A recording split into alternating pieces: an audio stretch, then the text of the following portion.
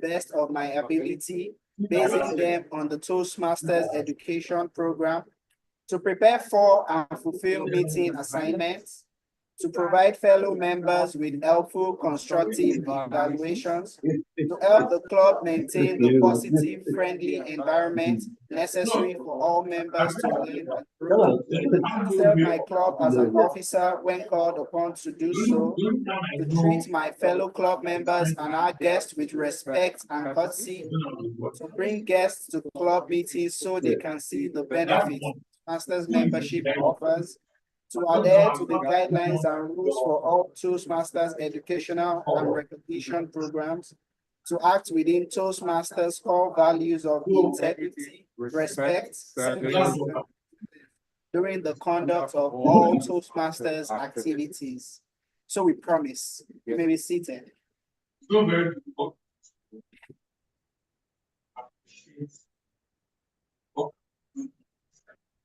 Before I introduce the next person who is going to be carrying on the agenda of the day, I'd like to make ground rules. And the first of the ground rules is please ensure your mobile phones are either muted or switched off. A Toastmasters contest, especially at this level, is a highly charged event. The Toastmasters contest is a highly charged event.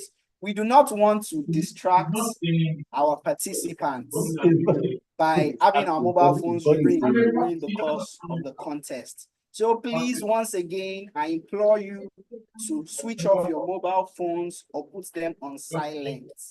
The second rule you need to be aware of is please refrain from moving in and out of the room when a contestant is speaking.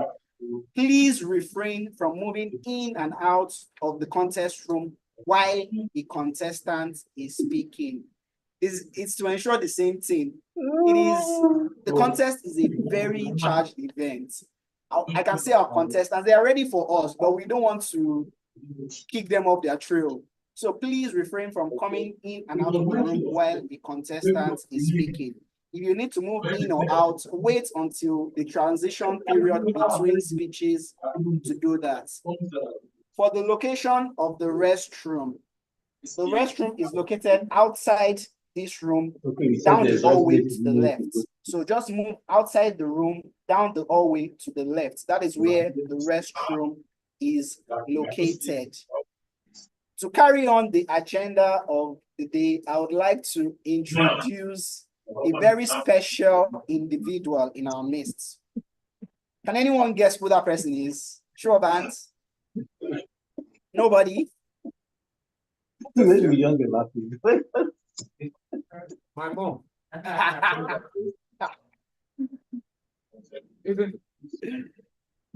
The person I'll be introducing is our leader in Division D. She's our division director, our esteemed division director. It doesn't seem like we're excited. Should I go?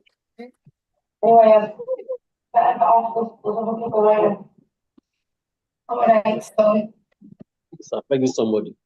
Our division director is a fashionpreneur who joined Toastmasters in the year 2015. Wow, a decade. The past president of Lighthouse Prestige Toastmasters Club and the past director of Area 16, Division F, District 94. She currently serves as the director of the inaugural Division D in the very first year of District 2.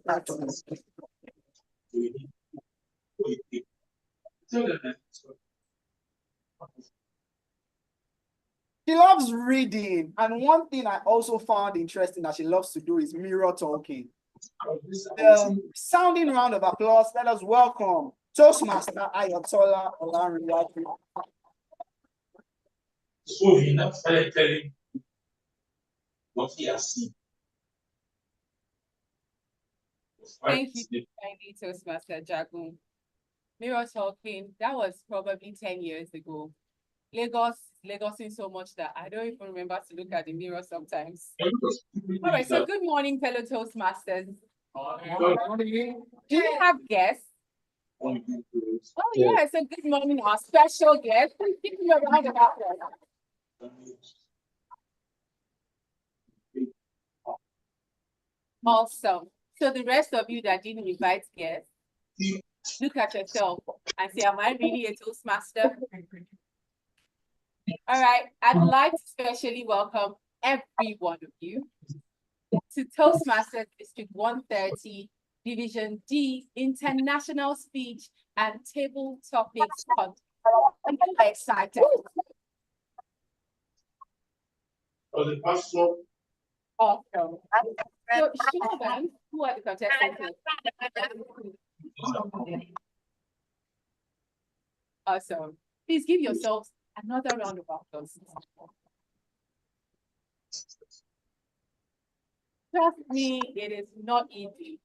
15 club contests, crushed 3 area contests, and now you're here to battle it out at the division contest in what distinguished Toastmaster Olunike calls the verbal fisticuffs. Yes, it's all verbal, but trust me, when the winner emerges, I think of an actual knockout. Like everybody else just goes, oh, that's what I think of. So congratulations and well done. A very quick one, let me tell you a quick story. The first time I was in a division contest, I'd gotten to what I thought was a regular meeting. And someone said, Professor, you're contesting, right? Oh no, you always on the So no, you should contest. No, you know, I say, yeah, no. We should try our best to convince me. But I said a blatant no. And then she got back up. No, I know you can do it. It's easy now. It's easy, you can do it. Well, I knew my village people were working very hard. But no, it didn't happen. I contested, actually. They won. And I'll tell you what happened to cut the long story short. I ended up getting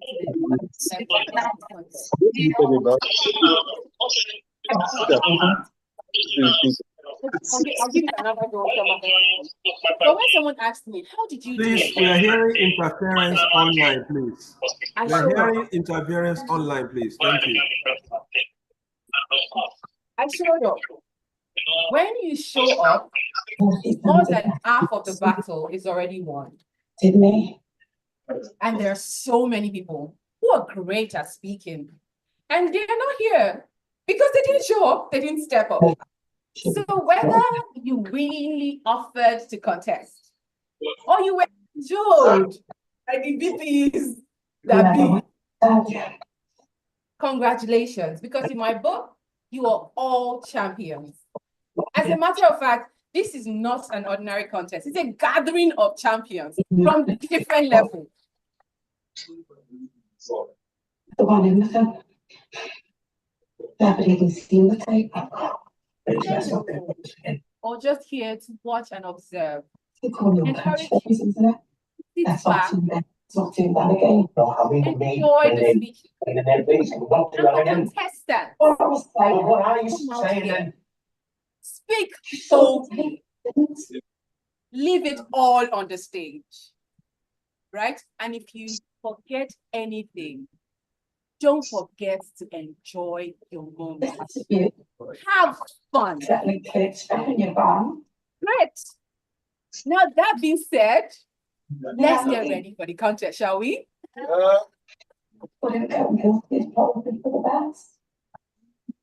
take us into the contest, no other person but the quintessential polymath. A fantastic Toastmaster that has basically marked the earliest part of my Toastmaster journey. I mean, when I see him and another particular individual in the room, I compose myself. You compose yourself because you know excellence is required. And just a brief intro, because I'm wondering why they pick you. But trust me, if you had to write everything about this man,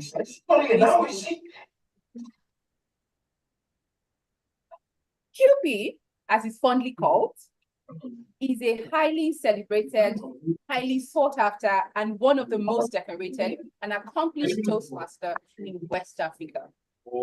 He joined Toastmasters International, Nigeria's premier Toastmaster club, Eagle Toastmasters Club, on May 1st, 2009. District 94, West Africa. He has earned the highly coveted Distinguished Toastmaster Award twice. So with a resounding applause, welcome our contest chair for today, Distinguished Toastmaster Oladele Olunike. Okay, so then I popped up on my phone. I don't want to bounce up to sleep, but then I'm meant to be learning all that shit.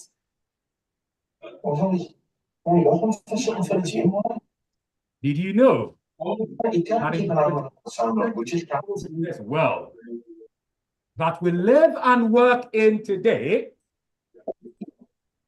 two competences, regardless of one's profession, regardless of one's occupation, and regardless of one's vocation, have become the two most sought after competencies in the world today.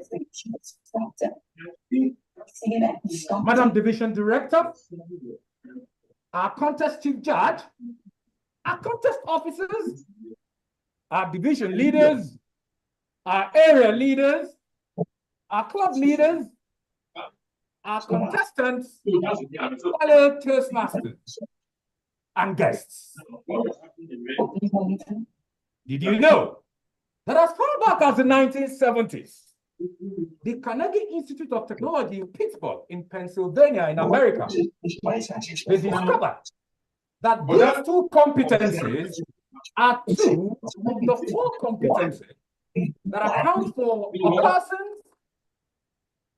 an individual, a team, an organizations, corporations, a companies, a multinational, 85% of their financial success are these competencies. Madam Division Director, our contest chief judge, our contestant fellow Toastmasters. Did you know that these two competencies are the competencies through which the leading organization in the world, the Toastmasters have helped over 5 million people around the world conquer their fears, find their voices, and release their successes? These two competencies are the chief of the two competencies that we deploy at Toastmasters International. They are the leadership competence and the communication competence. Through the communication competence, particularly through its offspring, the professional speaking competence, at Toastmasters,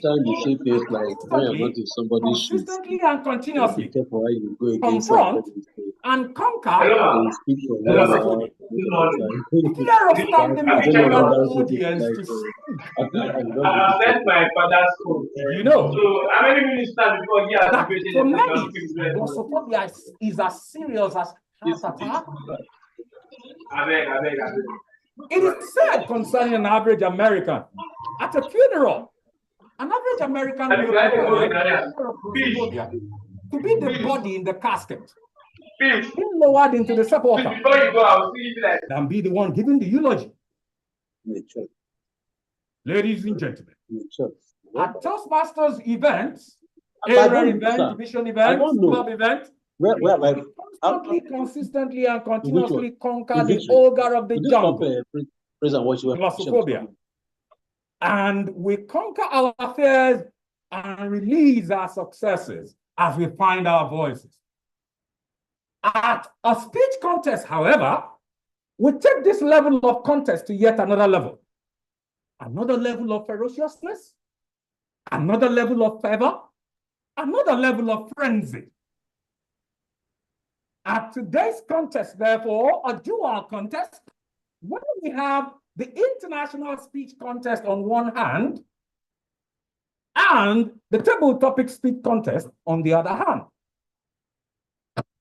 Madam Division Director, our contest chief judge, our contestant, fellow Toastmasters, distinguished ladies and gentlemen, I'd like to assure you that at today's contest, our contestants, aka gladiators, are battle ready. Very soon, they shall begin to engage in oratorical fisticuffs. Do not mind, do not be anxious when they shall soon begin to lob some verbal projectiles. Get ready, because shortly they'll be slaying without spilling blood. They'll be slaying without breaking bones. And they'll be slamming without bruising bodies. Are you ready?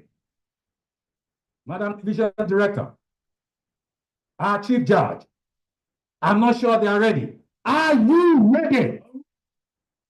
We are ready. We are ready. Yes, they are gladiators. So when you are at today's contest, as you have on your agenda, we shall be having the table topics contest first. And then we shall follow with the international speech contests. During the course of the briefing with the contestants, we have mutually come to a unanimous agreement based on ballots that were cast and were picked. And so, I'd like you to be ready in the course of today's contest for an agitating, exhilarating, and an enriching experience. It promises to be informative, instructive, and inspiring.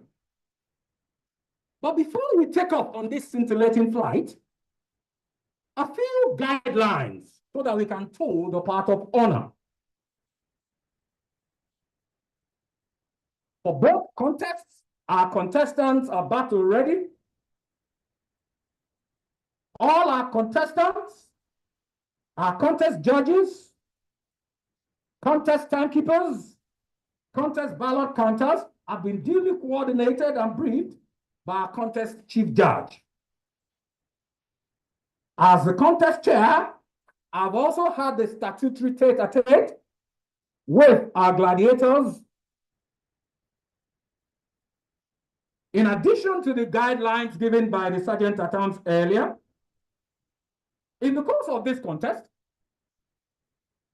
you may cheer, you may jeer, you may laugh, but I'll ask you to please hold on your resounding applause until I press the applause button. You'll be duly notified as at when due in the course of the contest.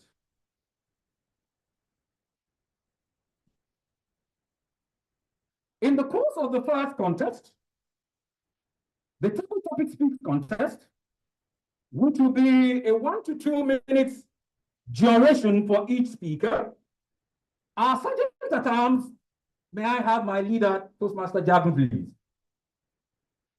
We lead all of our contestants, but for the first contestant, I'm going to give us the order of the proceedings of the contestants shortly. Our Sergeant-at-Arms will lead all of the other contestants, the 5 of them, to a room that is as far away as possible from this room, where they wouldn't be able to hear whatever is going on here, until it is their turn to speak. In the case of our international speech contestants, all of them are required to sit in the room whilst each contestant presents. You know why? Because the title of their speeches are open secret. If you Google it, you can find it.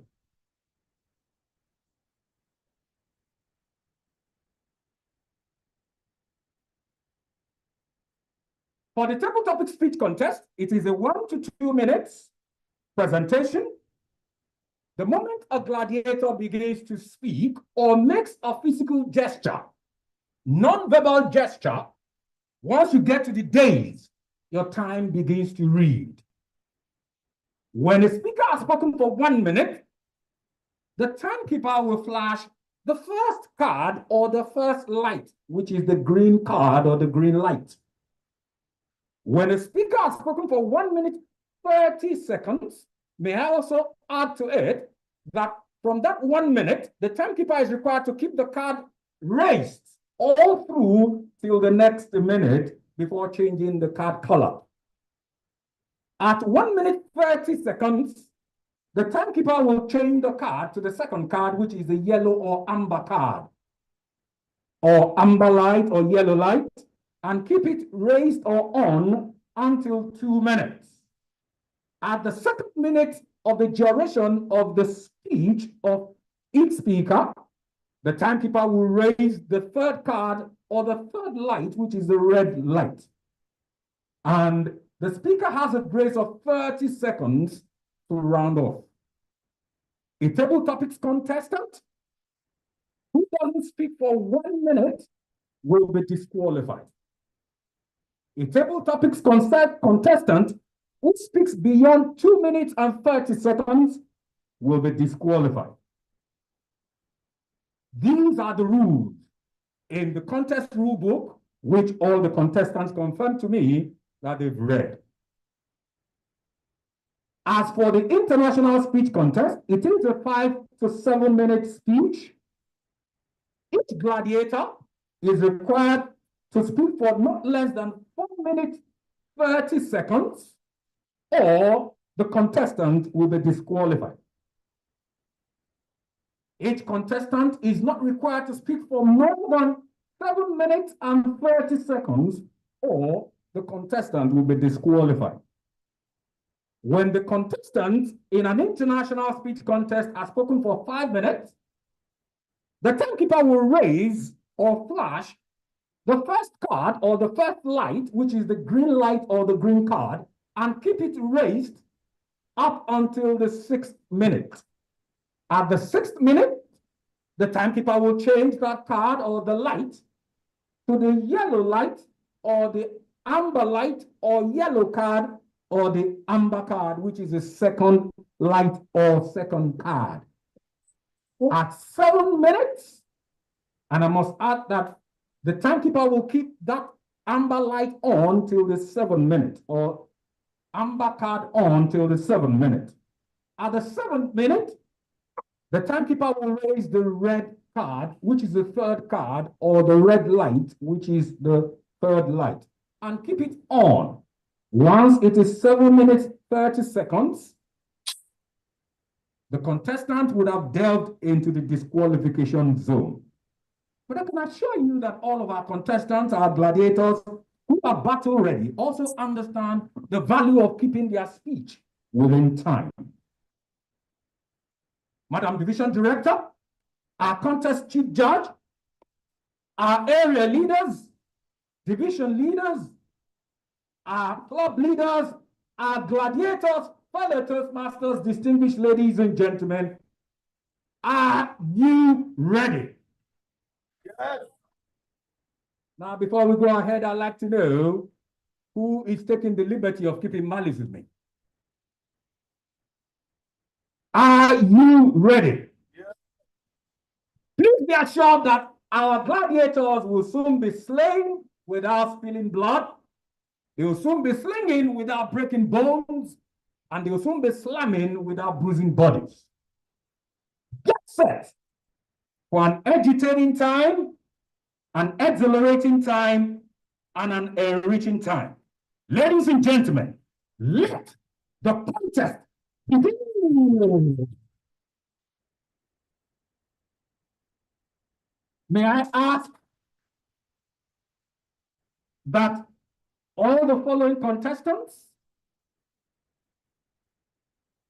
Zoe Octavia Obaze, who is the second contestant, Emmanuel Eme, who is the third contestant in that order, Kudus Adebayo, who is the fourth contestant in the table topics category of the contest of today, Igolo Aniebo, who is the fifth contestant, the last but not the least, Ruben Uzo.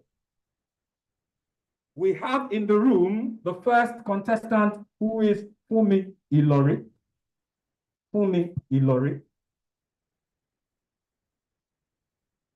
Hold on. Do you know the topic yet? Fumi, do you know the topic? Have you chosen a topic to speak on? So hold on. Yes, please. Please go ahead. Do as you may please. Madam Division Director, our contest chief judge, our contest officers, our division leaders, our area leaders, our club leaders, our gladiators, fellow Toastmasters, distinguished ladies and gentlemen. One moment.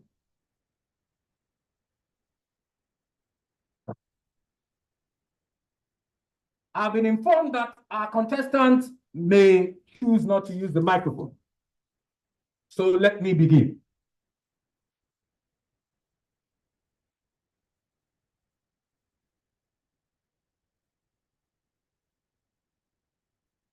Our first table topics contestant,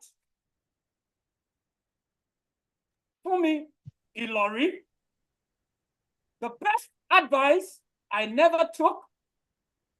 The best advice I never took. Fumi Ilori.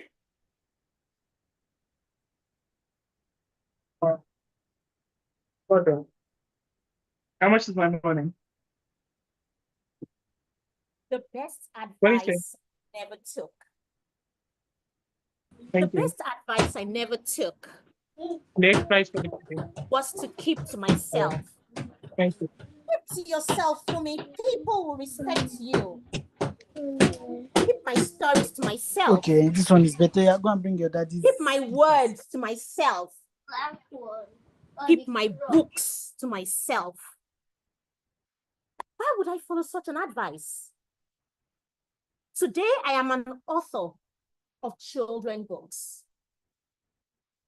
Not just writing stories, but putting power in the hands of children, raising future leaders, ensuring that they can participate in building the world that we want. Can you imagine that you do not know the type of world we want?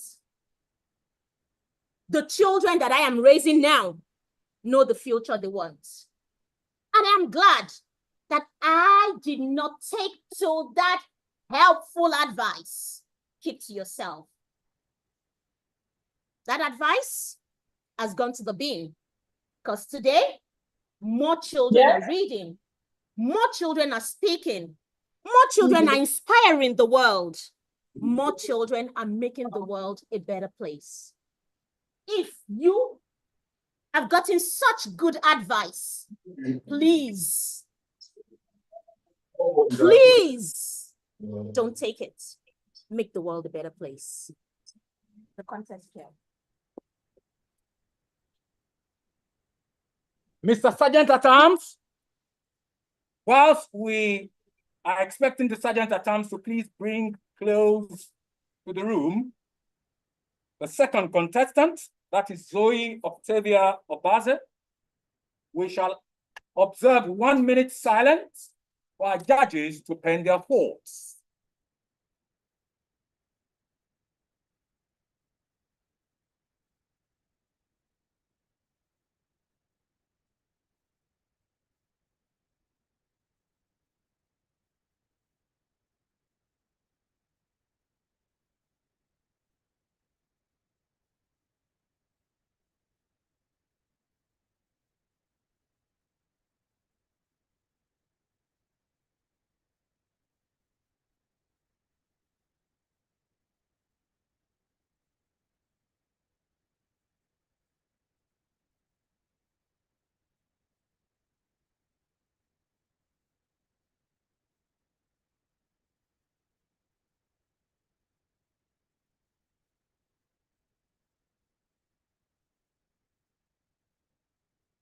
Thank you, Madam Timekeeper. Do we have contestant Zoe Octavia close to the room? You know, one of the first question I asked the contestant this morning is, have you checked your blood pressure this morning? And all of them refused to respond to that question. But later, they showed me that they are confident about the contest. And they said it isn't necessary. But you see, it is said that when people say something, do not listen to what they say, watch what they do. Shortly after, they began to display traits that showed that something was suppressing the blood of some of them. Watch what they do. Madam Division Director, our contest chief judge. Please, can you mute those that are not speaking, please? Fellow Toastmasters, distinguished ladies and gentlemen, our second table topics contestant, Zoe Octavia Obase. The best advice I never took. The best advice I never took. Zoe Octavia Obase.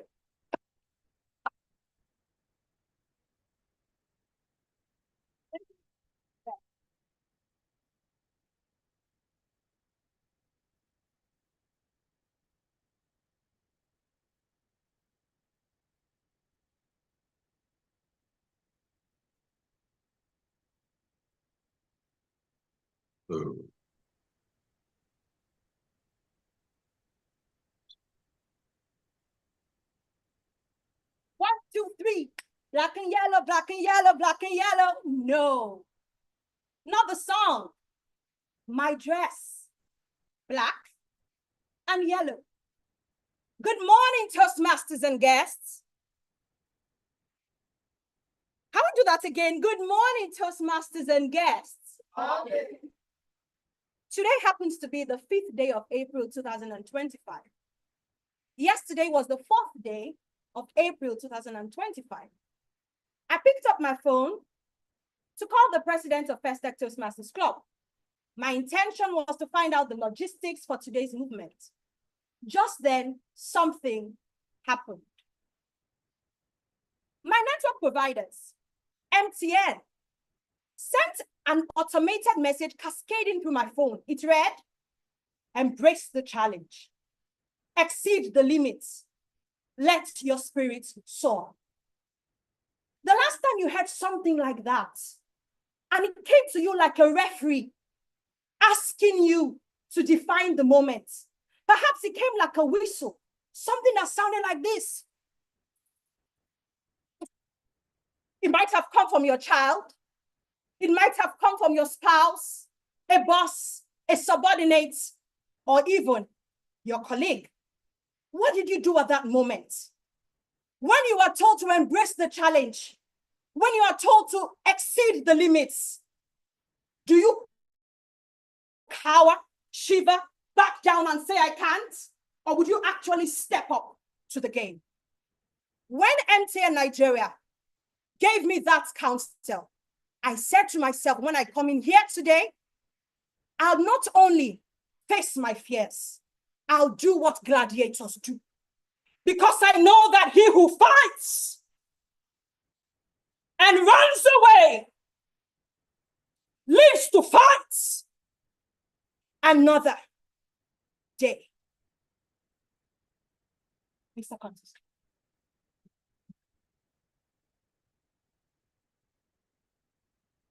Madam Division Director, our contest chief judge, fellow Toastmasters, and our guests, we shall observe 1 minute silence for our judges whilst our sergeant at arms brings close to the room the next contestant.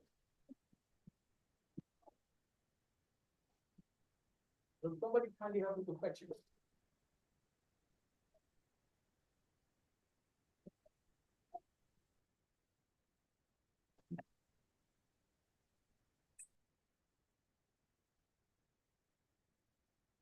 Our next contestant, by the way, is Emmanuel Emme.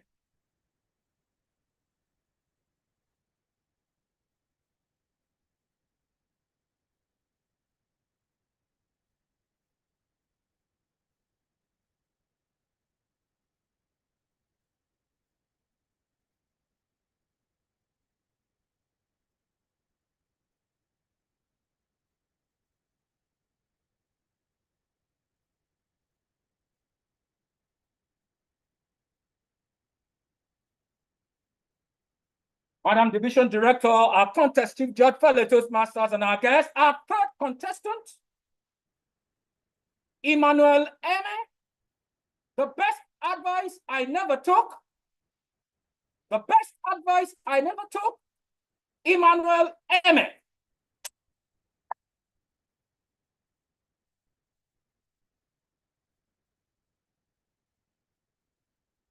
Contest chair, ladies and gentlemen, fellow Toastmasters and guests, the best idea I never took.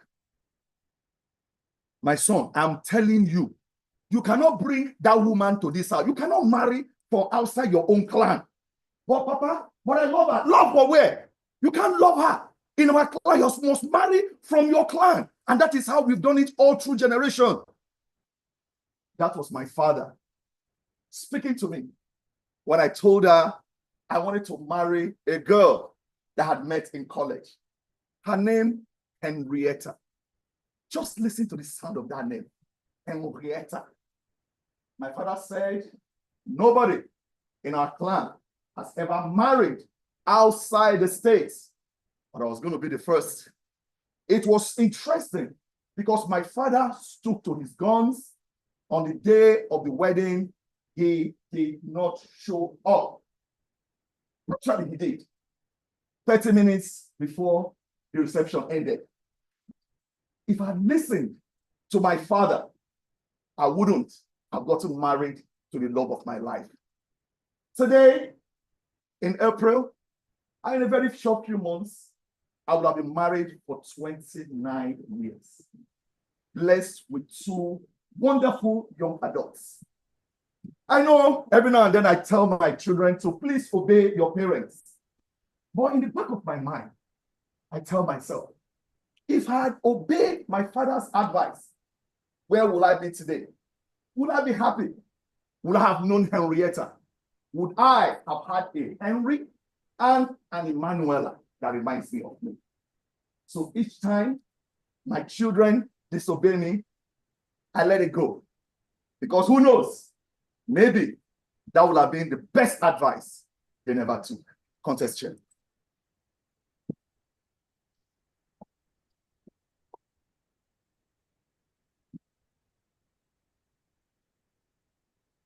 Madam Division Director, our contest chief judge, fellow Toastmasters, and our guests will observe 1 minute silence whilst our judges pen their votes.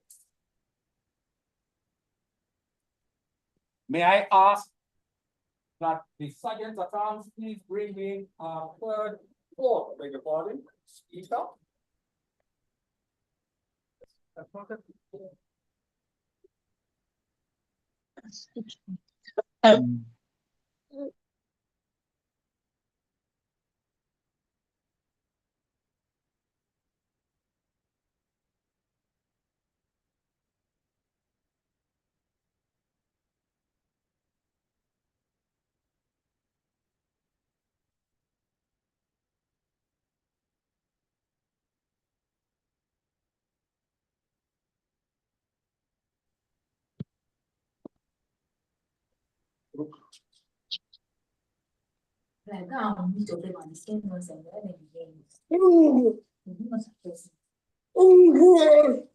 Madam Division Director, our contest chief judge, fellow Toastmasters, and our guests. Our 4 table topics contestant. Kudus Adebayo. The best advice I never took. The best advice I never took. Kudus Adebayo.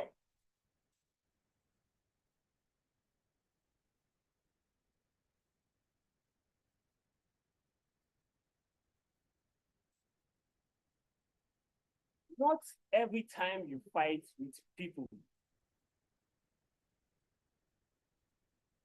This advice, I get it every time from my mom. But every child should take his parents' advice, right? That's not me. Every time we just go to fetch water,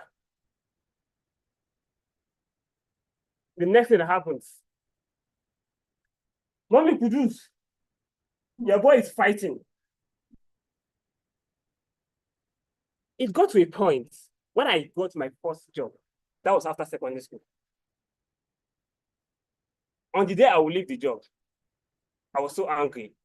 And I got to the door. I asked my boss, should I come back? No. Thank you. Then I got home. Produce, why are you home early? My boss said I should not come back. And this is what happened every time. Anything happened, yeah, there I am. There I was, angry, fighting. It happens day after day. But at a point, I told myself, will I ever continue this way? Will I continue this way? When I started out my first job, my mom told me, you cannot walk. You will definitely fight with your boss. And I did. How will I spend a lifetime that way? I didn't take that advice then. And I suffered for it over and over and over again. But today, even when you meet me, I won't fund my second year, but at least I'm a one. Contested.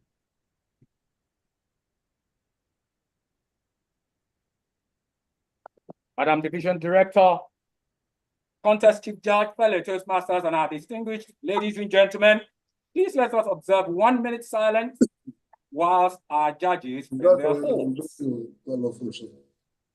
May I ask, please bring close to the room.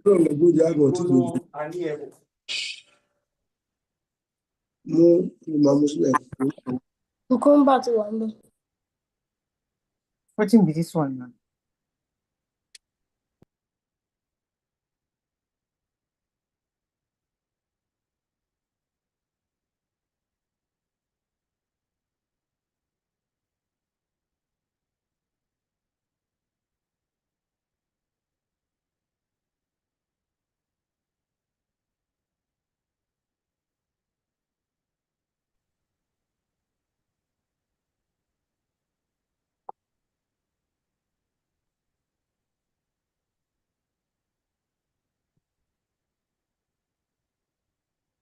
Madam Division Director, our Contest Chief Judge, fellow Toastmasters, distinguished ladies and gentlemen, our fifth table topics contestant, Igolo Aniebo, the best advice I never took.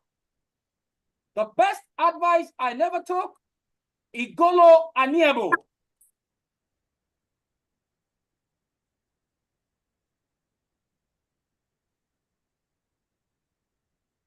The best advice I never took. The contest chair. That's a wonderful question. What could be the best advice that I never took? Could it be when they told me to look both ways when crossing the road? Or could it be when they told me I should buy that form for that course that I always wanted to do? But I did all of that. So obviously, that doesn't count as the best advice I never took. The best advice I never took was taking my family for granted. Let me give you a quick story. Imagine a small girl, the family of 5, 2 elder brothers, 2 sisters, as precocious as ever, making noise, jumping from up to down, and just generally causing a nuisance. I had the joy of being the last one of the family. And I had that joy still till now to be able to disturb everybody as I deem fit, even when they don't want to. And as I grew up, I saw my friends doing not the same thing that I used to do.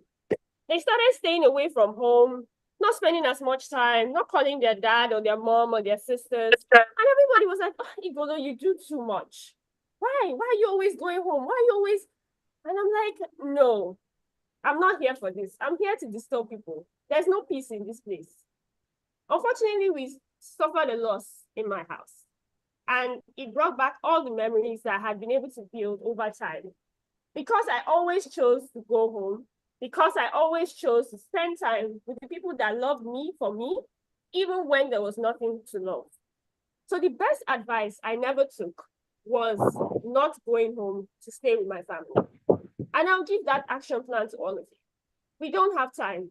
Time is a figment of our imagination at most. Remember to call that friend, call your mother, call your dad, call your sister, and even call your enemy if possible, because we don't know what happens tomorrow.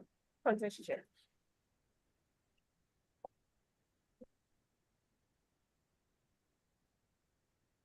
We'll observe 1 minute silence whilst our judges in their halls.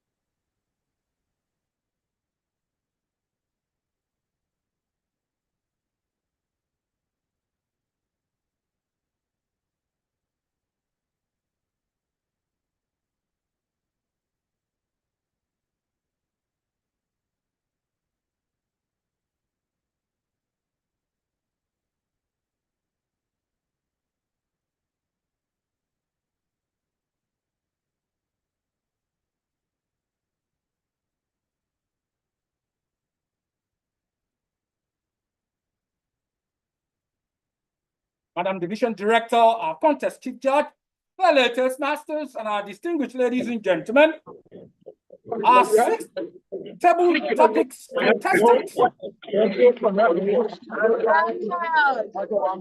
Ruben Uzo. The best advice I never took, the best advice I never took, Ruben Uzo.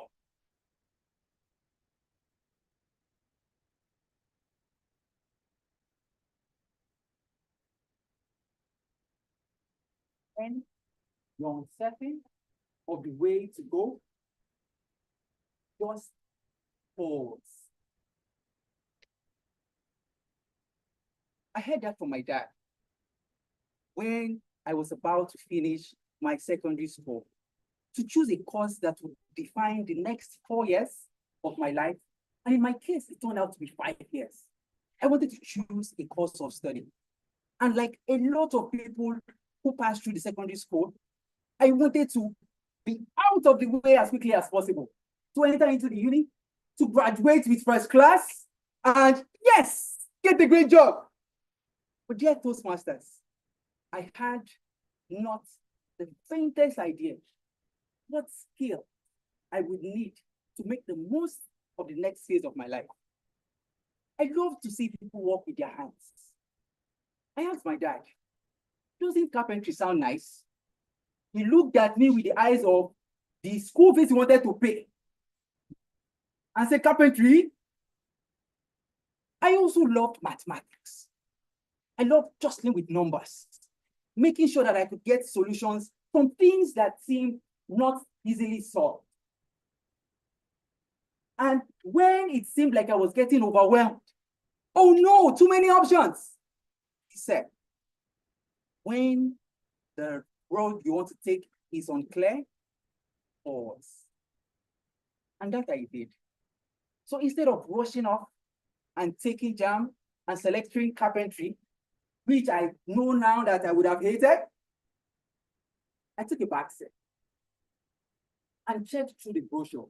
I asked people who were doing the things that I felt seemed interesting. And I stumbled upon engineering. Engineering seemed to be a good mix between working with my hands and mathematics. I felt like I had won the jackpot. And when I entered school, I excelled. So I ask you, as you sit here today, are you worried about the next step? Remember to pause the competition.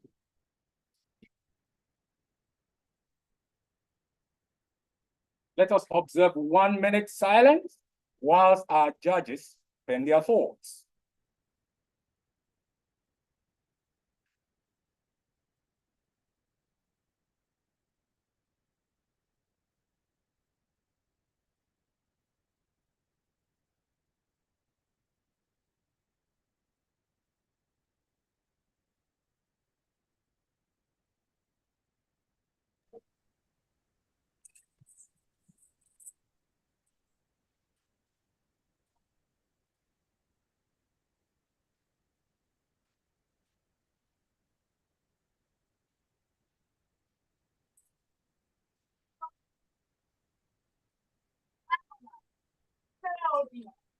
Huh? Hello. 400.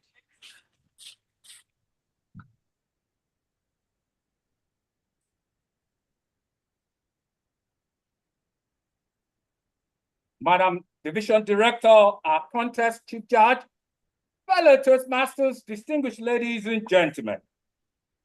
That concludes the table topics speech context category of this dual contest. Please show by raise of hand 400. if you have ever had a blocked sink situation in your home.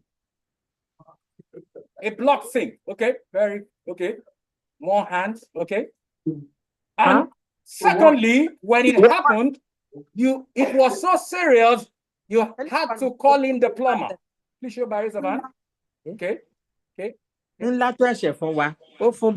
happened, I wasn't there, but I speak from personal experience, is that one of the solutions that I believe must be present in this room from those who raised their hands is that your plumber went underneath your sink, maybe preferably in your kitchen, and unhooked a particular knob. If that happened to you, please show by raise of hand. What happened when he unhooked it? Tell me. Who can verbalize your experience? Gush of water and goo. The gush of water and all of the waste in your sink. I asked you not to applaud all through the contest. You are like that sink who was being filled by dirt. But the contest here is like that seal that blocked your applause. And this allowed it to be let out. Now I have given way. Let out your applause for all.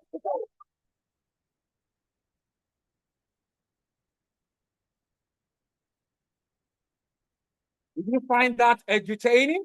Yes. Was it informative? Yes. All right. At this juncture, we shall proceed in the contest. For those who are new to Toastmasters, I saw the gentleman over there rose earlier as one of our guests. Thank you for joining us. Do we have any other guests in the room? Thank you for joining us. We're glad to have you. Please put your hands together for our guests. Thank you. We shall be proceeding on a 15-minute comfort break.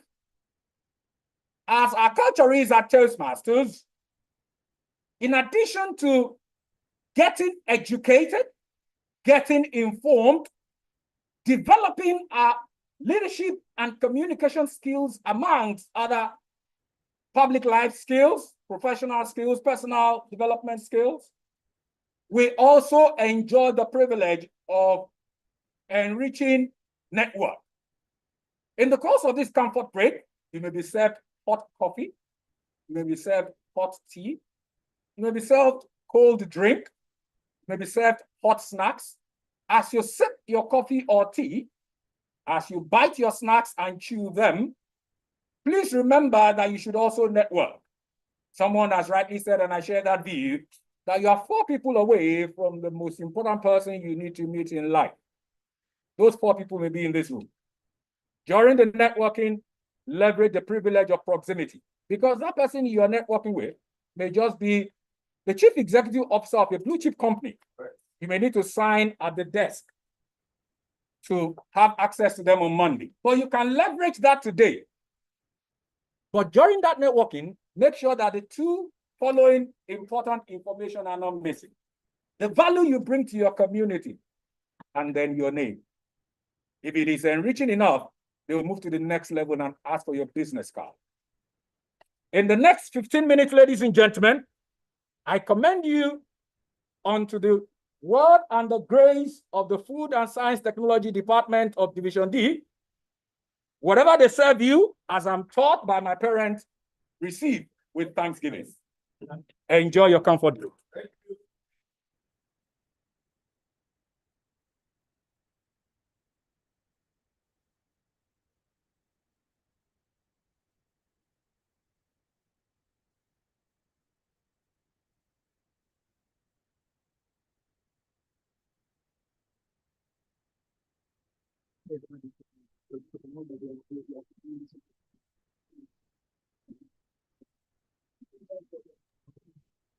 So those of us online, how do we start networking now?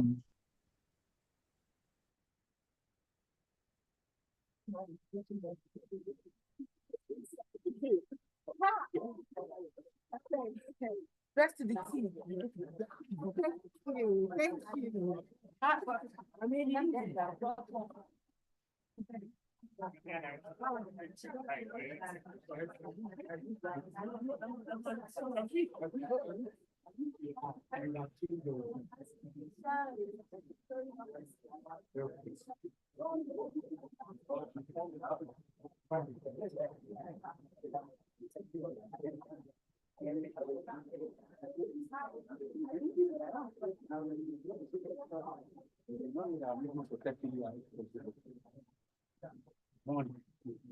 Thank you. Thank you. I mean,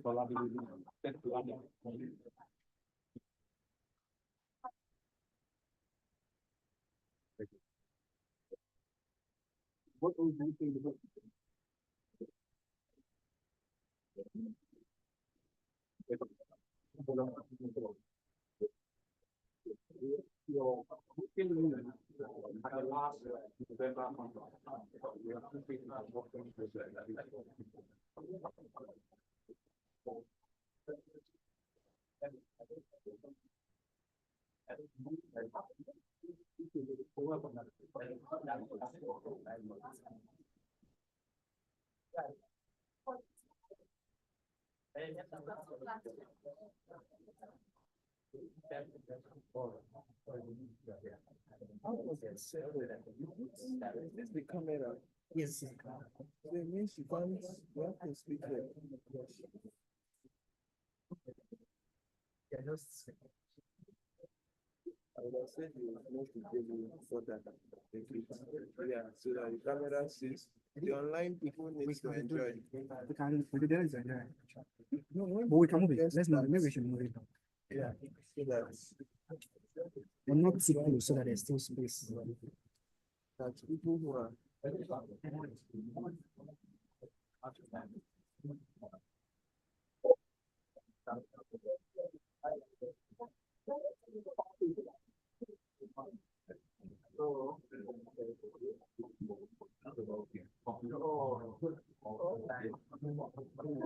It's different. I think they like. I think that's.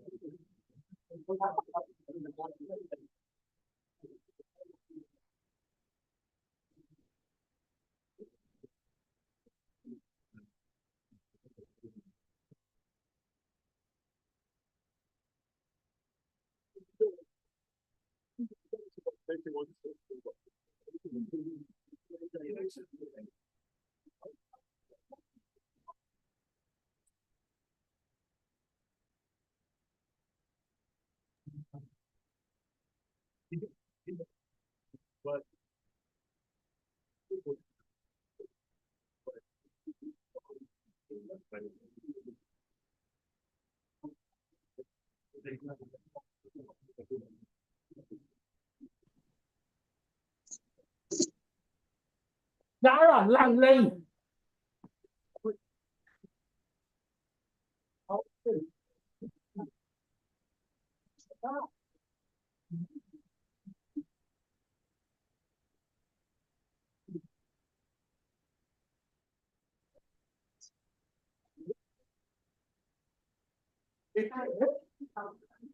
How much are you going to find? And what kind?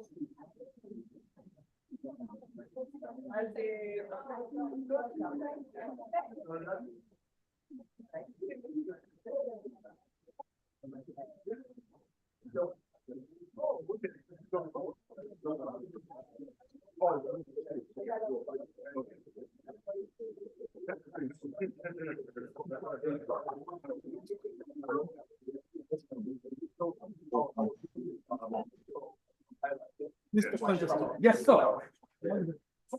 I'm doing what you sent me to do. I hope I'm doing a good job. Yes, you are. The streaming, is it going well? Yeah, our people able to catch it. Yeah, the audio is clear. Okay, you have to improve online. Okay, good, good. I thought we could pause it for the break, but Oh, right, okay. Okay, we couldn't, right? no, we couldn't. So Okay, it's still, it's all right. it's still recording. We're still between what's going. Yeah. It's not. I'm thinking for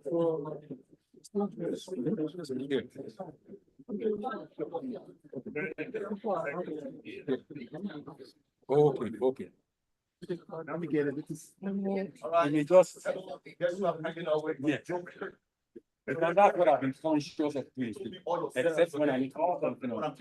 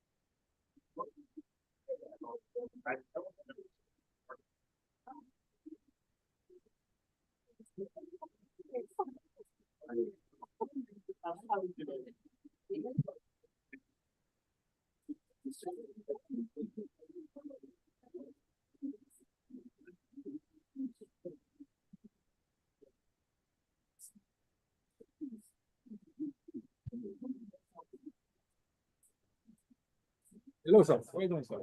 You guys nice. Wow. Yes. Great, great. You're the one that said when you want for color.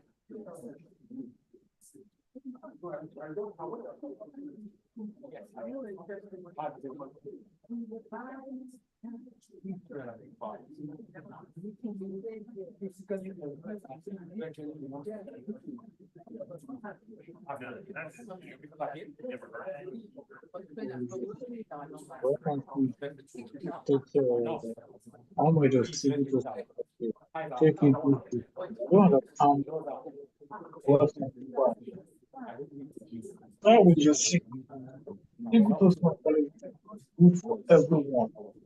Get this thing, pay what you do, even pay school. You can't use a learning that's not so easy for you.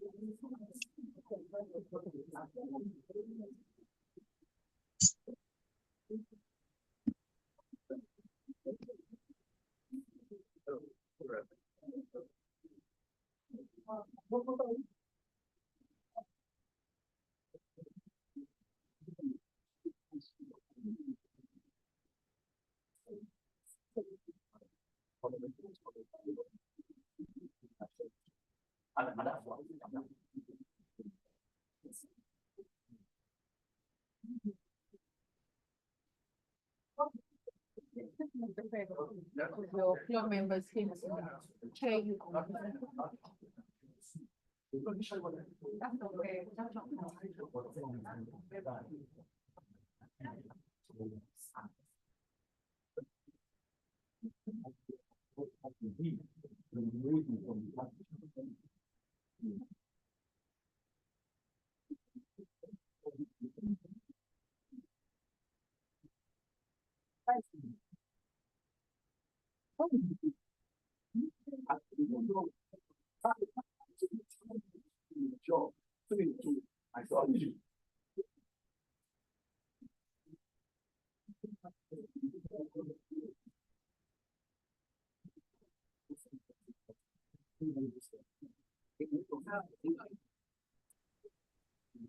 See what you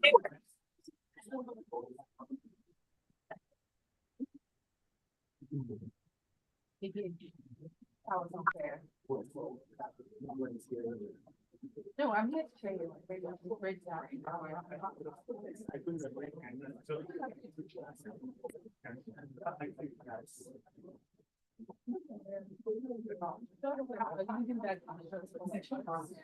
Yes, so as much as you need to have that kind of meet.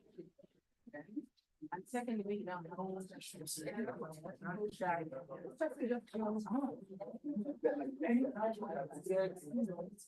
but just giving them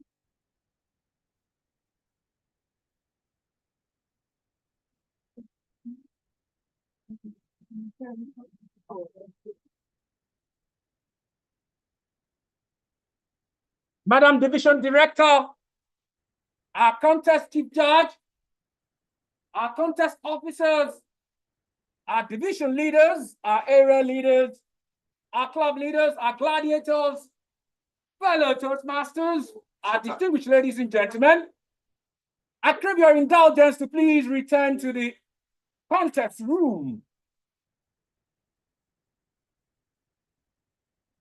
If you're in the foyer, please return to the contest room. We're about to commence.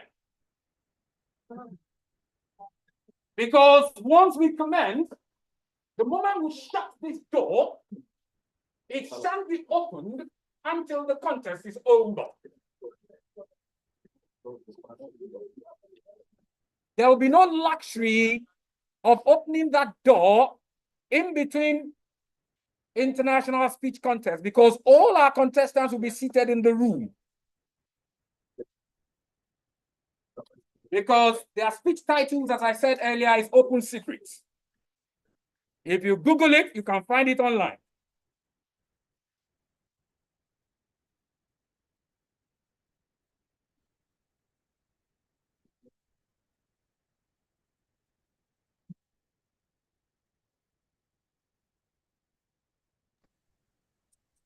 Madam Division Director, our contest chief judge, Mr. Sergeant Attams, please, once we start, we'll need to shut that down. Yes. So can I ask that everybody comes in the car?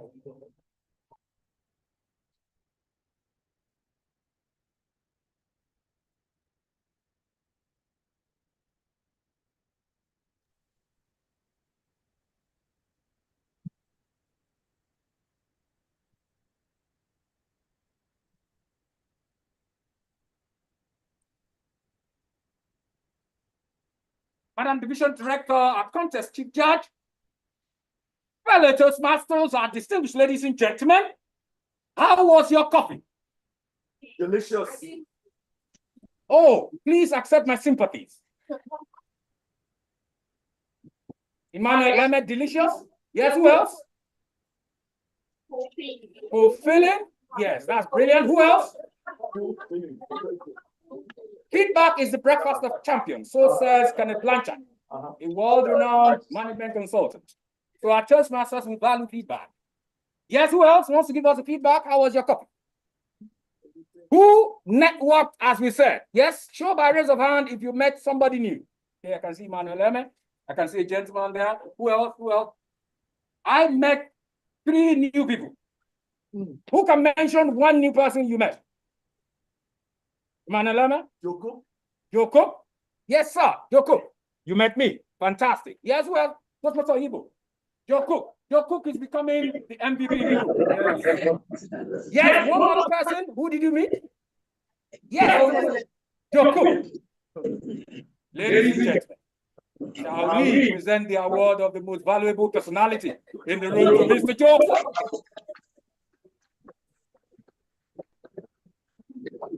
Madam Division Director, Mr. Sergeant, please can we have this shot, this door shut? We need to start. Fine. Madam Division Director, Madam Contest Chief Judge, fellow Toastmasters, distinguished ladies and gentlemen, the International Speech Contest. As a reminder, these gladiators began their journey from the club level. Each of them conquered at their club level, proceeded to the area level, where they will meet with other club champions, minimum of 3 other clubs. Conquered at area level, and now they are at the division level, which is the 3rd level of 7 levels before you get to the international convention of the last 10 in the global community of Toastmasters International. Whoever becomes a champion at this level in the table topic speech contest and the international speech contest proceeds to the division level, I beg your pardon, district level. District 130 we are now. It used to be part of the large family, the largest district in the world, District 94. But there was a divorce, an amicable divorce. Yeah. At the last district conference in Abuja. And so we separated without spilling blood into District 94 and District 130. And we now belong to District 130. The winner at the district level will proceed to the quarterfinals. Winner at the quarterfinals will proceed to the semifinals. And the winner at the semifinals will proceed to the last 10 in the world. So what is happening here is happening in all other divisions across the Toastmasters community globally. Our contestants, as a reminder, will speak in the following order. Our first speaker, Emmanuel Eme. Our second speaker, Sunday Ututu, who I've been told is unavoidably absent at the moment. If he joins us before we conclude, he will speak as the last speaker once we commence. Our third speaker, Ugonna Ayong. Our fourth speaker, Craig Esawode. Our fifth speaker, Ederi Agogobia. Our sixth speaker, Kenechuku Nwankwo. Ladies and gentlemen, are you ready? Yeah. Oh, you know, there is something I don't know how to do. I don't know how to do anything without passion. If I enjoy what I'm doing, you will see it in my energy. If I enjoy what I'm doing, you will see it in my passion. So I'm going to pretend as if you did not ignore me the first time. Madam Division Director, our contest chief judge, fellow Toastmasters, distinguished ladies and gentlemen, are you ready? Let the contest resume!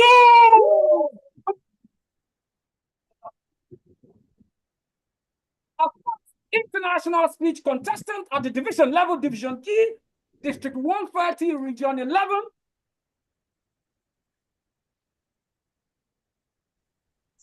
Emmanuel Emma, walk in your master's shoes. Walk in your master's shoes. Emmanuel Emma.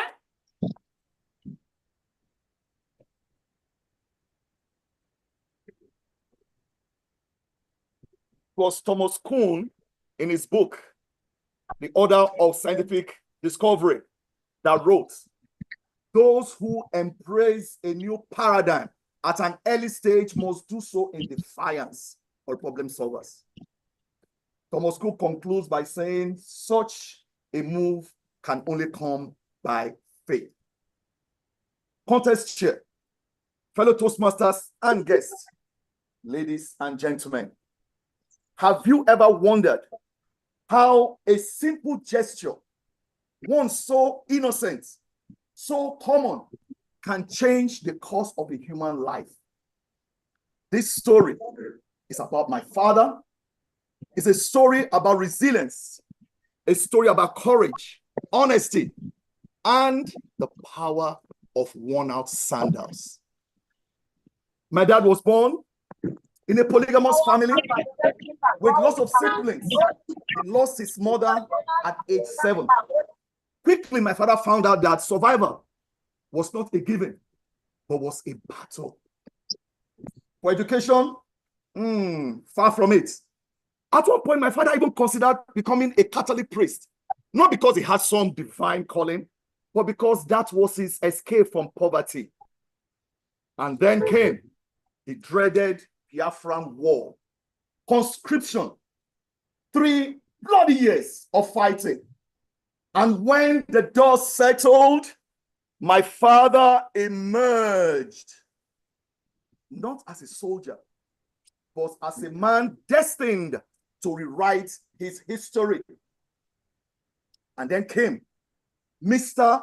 Lucas, Mr. Lucas, a man that none of our siblings have ever met, but the mere mention of Mr. Lucas's name, sends some feeling of fear, a kind of feeling reserved for saints. Mr. Lucas was the man who taught my father honesty, dignity, hard work. You see, Mr. Lucas was a British engineer that was sent to Nigeria after the Civil War to help rebuild. And my father walked behind Mr. Lucas. The time came, and that's the moment that have brought me here today. And that's the moment Mr. Lucas's contract finished and he was going back to England. As customary as you guess, he gave out a lot of his stuff that he had.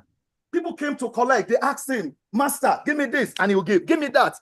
But my father was too modest. My father felt, why collect from a guy who came to rebuild? And my father kept that feeling. It was what we now know today as the Lagos International Airport. It was a landing strip. And my dad was the only one that accompanied Mr. Lucas to the airport. Right there, as he was going to board, my father filled with emotion. Couldn't hold his emotion back. And he looked down, looked up to Mr. Lucas and said, "Master, you didn't give me anything." And in that moment, you could hear a mouse blink. It was destiny, you see. Mr. Lucas did something that turned the lives of many around. He took off his sandals, one after the other, handed them to my dad, who was trembling at that time. And he said, "Walk in your master's shoes. Walk in your master's shoes." For some people, they will have taken it as an insult, an afterthought, but no, not Abazieme, my father. My father wore those words like armor. For every step he took, he was walking in his master's shoes. My father saved more, he worked harder, and in just 2 years, he got us out from that slum in Bariga and took us to a middle-class environment. My father taught us the work, the dignity of working hard. Today, I ask you, if you have the opportunity to step into the shoes of someone that you admire, will you dare walk in those shoes? Now, think of it. What if my father has seen and heard Mr. Lucas and heard that expression as a threat, as an insult? I wonder, where would he be? Where will I be today? See, my father understood that it's not about footwear, but it's about stepping up, not just stepping in. One time, my father asked me to go fix something, and I looked at him and I said, "Papa, I don't know how to." He smiled and looked at me. Neither did I. Walking in your master's shoes is about courage. It's about learning to fail forward. It's about learning that each time you fall, you can always rise up. You see, it's been over 50 years now. I have children. And I have faced high times and low times. But whenever those times come, when I begin to question why I'm here, 4 things come to my mind. And over the years, we have passed this relic to ourselves. I look at the first picture of my dad, a struggling engineer trying to make ends meet. Then I look at the second picture, over 30 men and a white man amongst them. That is Mr. Lucas. Then I look at my dad, who just within 1 year after Mr. Lucas left, started up ASECO, Abazie Standard Engineering Company. He gave us a chance because he dared to walk in his master's shoe. Finally, the last relic. When everything fails, we always have the remains of Mr. Lucas's sandal. So today I ask you, whose shoes are you willing to walk in? Yeah, 10 million, not 10 million this year. definitely. 10 million years ago, 10 million, I cannot meet one last year. I'm not going to take both. When you tell the children the story, Madam Division Director, our contest chief judge, fellow Toastmasters. See what other is no here? Fellow Toastmasters, distinguished ladies and gentlemen. One moment, please. That's not Even those three, how much was even school fees? First Boma that time. 300 naira. Buy television. When that's 600.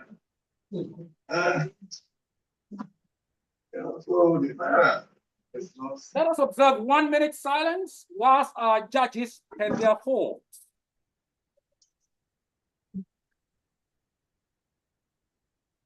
Hey.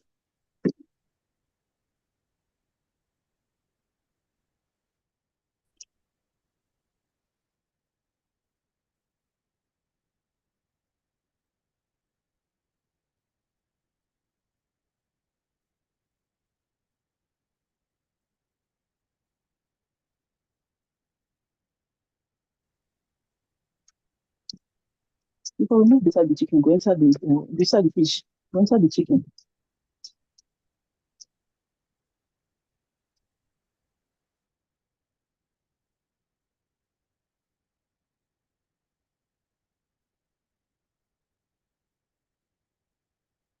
Madam Division Director, our contest chief judge, fellow Toastmasters, our distinguished ladies and gentlemen. Is Sunday Otutu in the room yet? He's not. For the benefit of our other international speech contestants, please recognize that we have fellow Toastmasters online, which is being streamed through this laptop in front of us. So you want to make sure that if you want them to have a view of you, you could step back a bit so that they can see you as much as possible. Our third speaker, Ugonna, I am becoming Ugonna, I am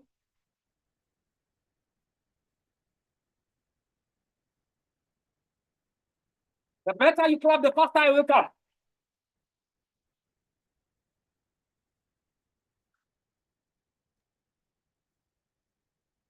Life is a process of becoming.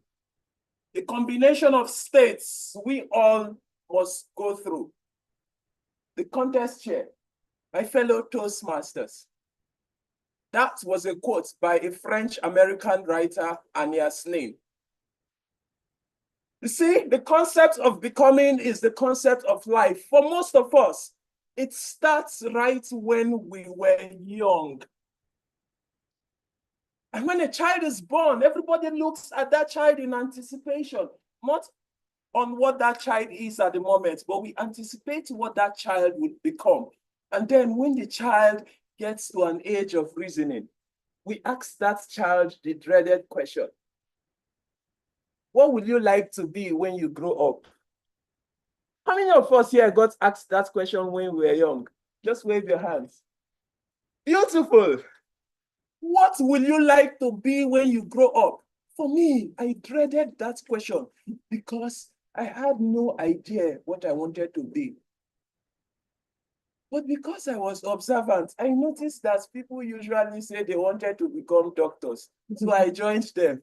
When people ask, what do you want to be when you grow up? I said, oh, good, to be a doctor. I said, yeah, smart boy. And the pressure was even more on me because somehow my parents thought that I was an intelligent boy. And I didn't know why, in all honesty. But that question haunted me for many years, and it took me into secondary school when I realized that everyone knows what they wanted to become except me. And so one day I decided, Ugonna, today you must decide what you will become. So I chose that day to decide what I will become. Under a palm tree, in a boarding school in the garden city of Port Harcourt, I sat thinking of what I wanted to become. And so I grabbed a JAMB brochure. For those who don't know, JAMB is the Joint Admission and Matriculation Board, the body responsible for admission into Nigerian universities. So I went through the brochure because it had a list of all the courses a student could possibly study in the university. And when I searched, for a moment, there was a bang in my head. Like the Milky Way galaxy has exploded, and I knew that I saw something. I looked at it and read it aloud. Aeronautical engineer. Ah, that was it. I have found my career. Aeronautical engineer. And I had no idea what an aeronautical engineer is. But I just knew that it was a big word to tell the adults when they ask me, what do you want to be when you grow up? But I found that the aeronautical engineers fix aeroplanes. So I became even more endearing to the discipline.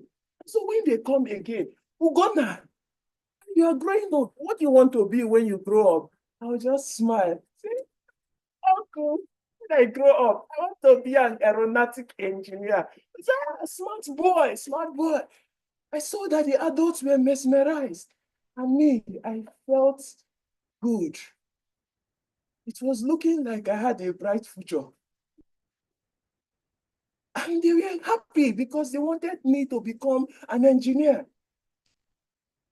But what I did not know was that being an engineer means you will be part of those people that we used to say they know book. It means that they are book smart. So the first time I went to a further maths class, dear Toastmasters and guests, what my two eyes saw that day, I knew that I would never become an engineer. It was clear. But you see, in life, no matter the situation you face, sometimes it's important to give up. And me, I gave up. Today, I am nothing like an engineer. I'm not even close. But if you think that that question never leaves my head because it keeps coming. It comes every day. The HR woman asking me, where do you see yourself in 10 years? Auntie, I need a job to eat today. Talking of 10 years. But people asking, hey, you look smart. You shouldn't be in Nigeria. When are you leaving? As if the visa was free. And so many things. Climate change. The world is ending. Jesus is coming soon. Become a programmer. Learn content. Go to social media. Do so many things. And it's scary because just like it was when I was a child, I still have no idea what it is I am doing. But just so they could go away, I still do some of those things I did when I was a child, telling them big things. But now I use big phrases like leveraging AI and automations to drive sustainability. And they look at me and say, ah, he's a smart guy. But I have no idea what I am doing. Maybe you're seated here today, you're like me, or you know someone like me who has no idea what it is they are doing or what they want to become. And it's even worse today because in social media, everyone seems to make it look like they have life figured out. And when I go on social media, I cringe because it's like I am the only one. But I'm here to remind you that if you are like me, you are not alone. There is someone standing here who also has no idea what they want to become. And in the silence of my room, I ask myself the important questions. Why? Why do I have to become anything? Why? Why should I be a doctor? Why can't I be them all? Why? Why can't I be a doctor? a lawyer and also a politician, and someday before I die, I will become a pastor so that I can wash away my sins. Why? Why do we need to box ourselves because we wanted to become something? And when I make that reflection, I meditate on the words of the Brazilian author, Paulo Coelho. And I want you all to have that reflection when he said that maybe the journey isn't about becoming anything. Maybe the journey, it's about unbecoming everything that we are not, so that we can really become what we were meant to be. Dear Toastmasters and guests, please reflect on that. The contest chair.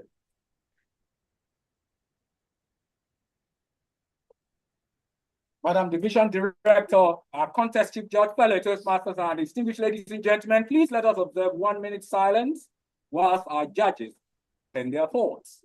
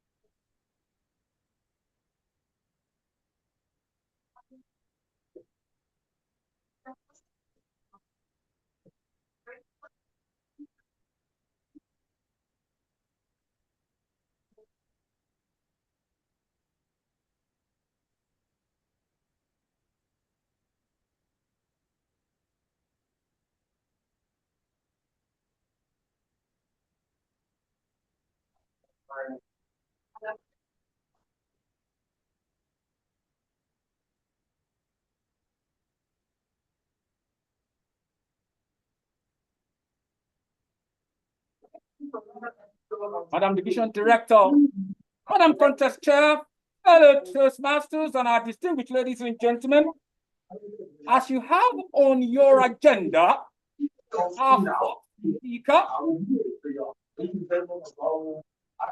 Craig Esode. Will you rise to the challenge? Will you rise to the challenge? Craig Esode.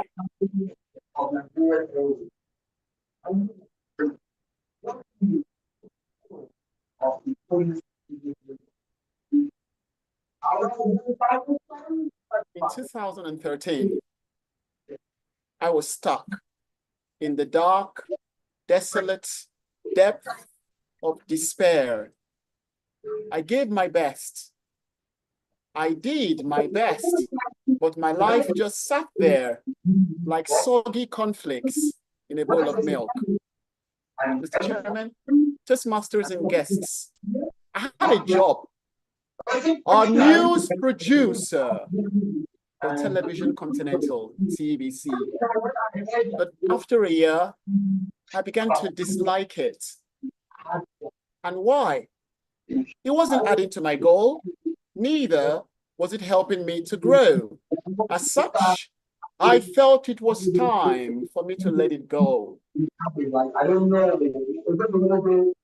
So I made up my mind that I was going to switch from a news producer to a presenter.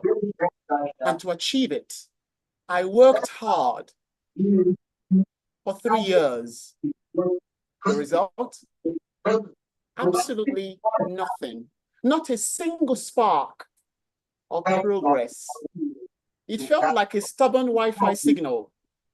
It refused to connect me to where I wanted to be. Then it dawned on me that looking for a breakthrough on my own would be like looking for a needle in a haystack. At night, with my sunglasses on. But then something happened and everything changed. On a hot Monday afternoon, my legs led me into the office of one of my humble and simple mentors, who was one of the directors in the organization. His name, Richmond Dyer Johnson, RDJ. Contest sharing friends, if that name rang a bell with you, please say, wow, fabulous. He listened to my pain, and his tongue asked me a question. Oh, Craig, if one of the presenters were to be sick now, would anyone call you to step into the breach? No, sir, not in my tracksuit. Jolly good, you are not dressed like a presenter, Craig. In life, you will attract who you are, not what you want.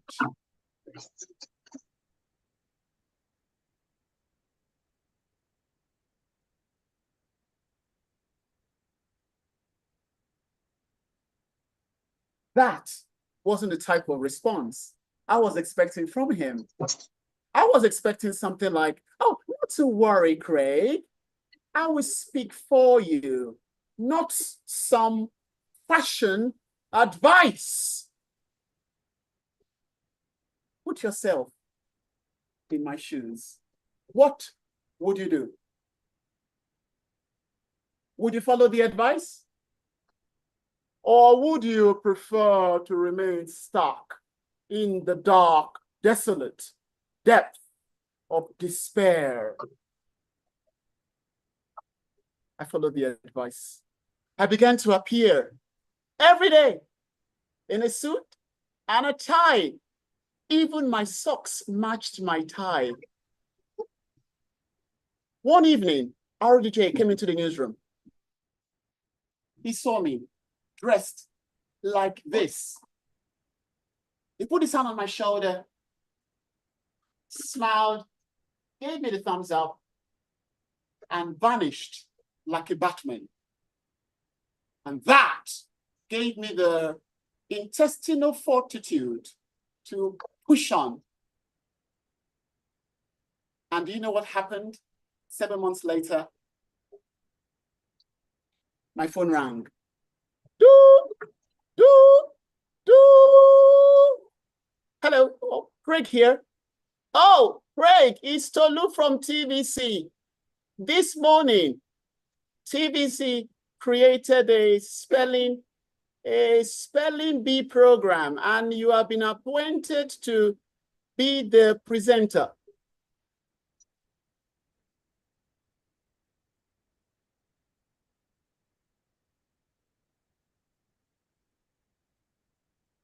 RJ was right. You will attract who you are, not what you want. In essence, instead of chasing the butterflies, which every so often will fly away, build a gorgeous garden, and they will come to you. RDJ is no longer with us, but the lesson he taught me will last for a lifetime. No matter where you are in your life right now, no matter what you're going through, no matter how tough it may seem, keep in mind that you will attract who you are, not what you want. Toastmasters and guests, will you rise to the challenge?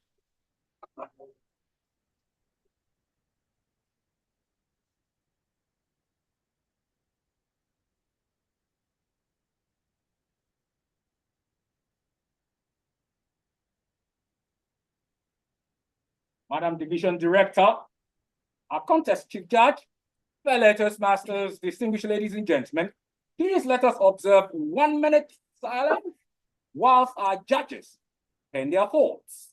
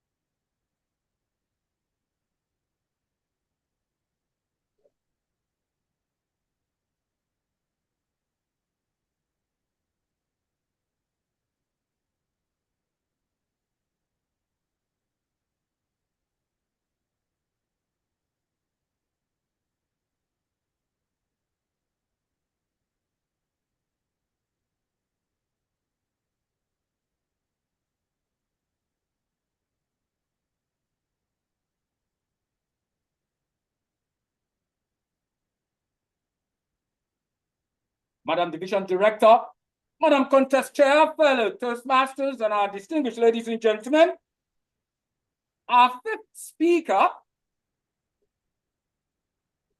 Ediri Agogovia, hero or villain? Edidi, I beg your pardon, hero or villain? Ediri Agogovia.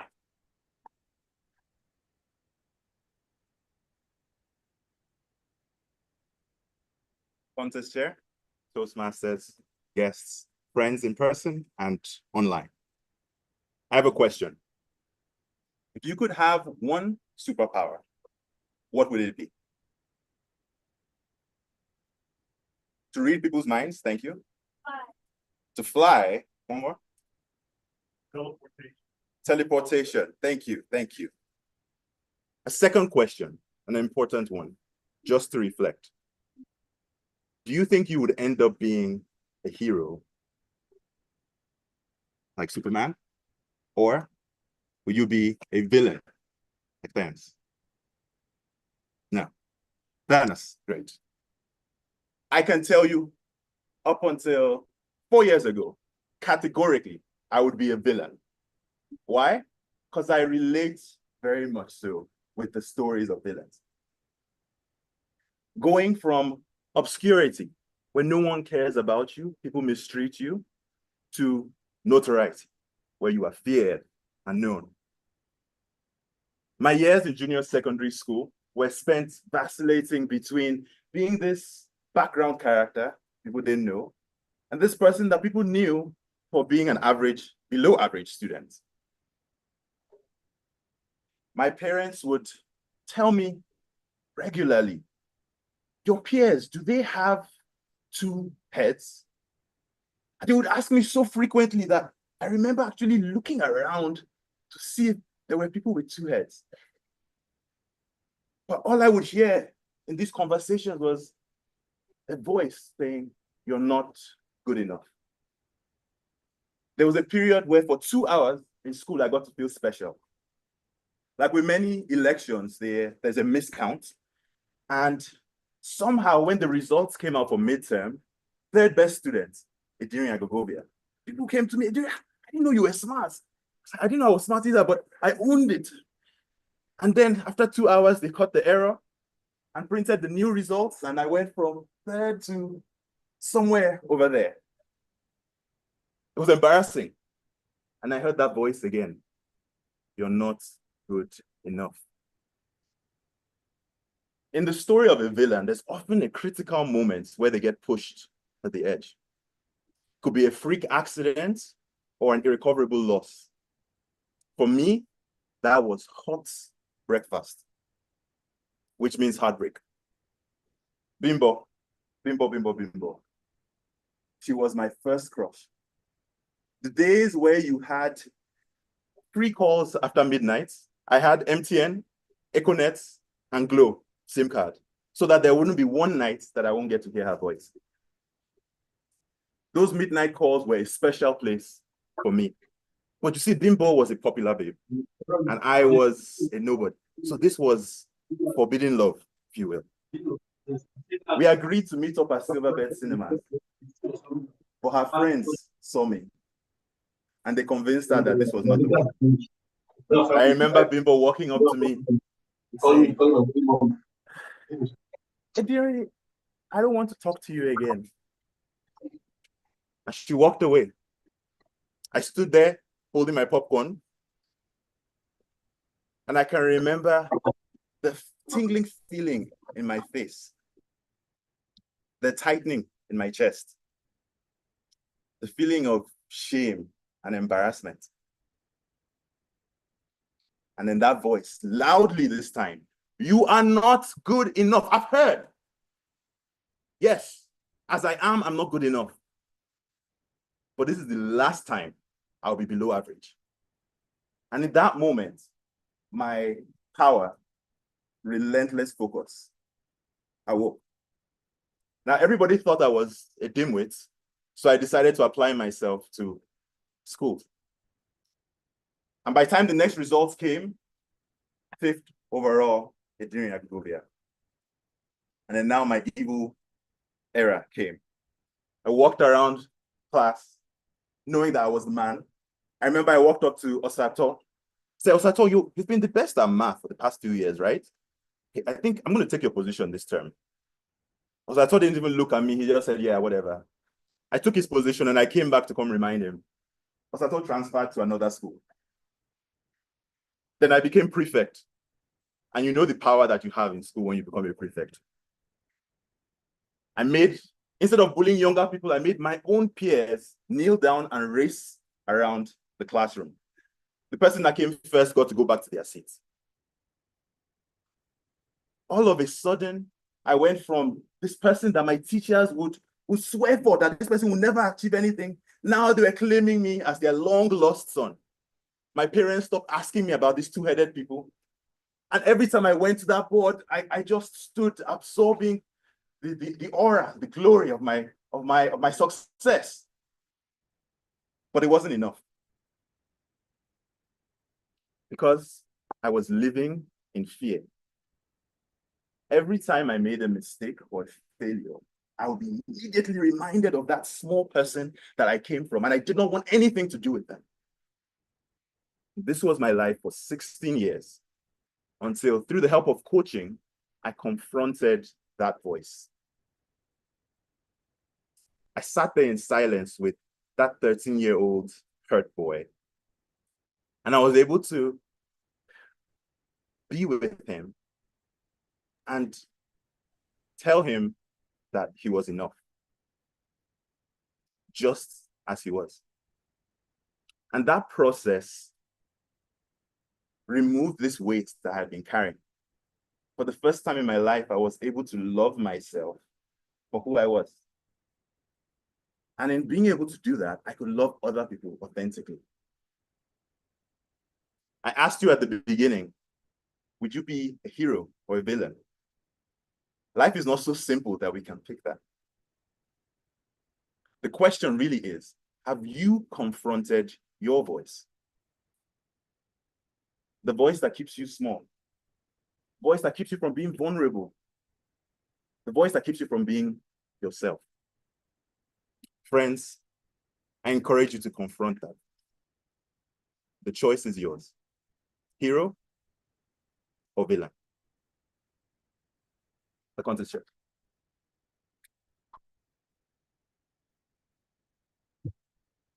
Madam Division Director, our contest chief judge, fellow Toastmasters, our distinguished ladies and gentlemen, shall observe 1 minute of silence whilst our judges pen their form.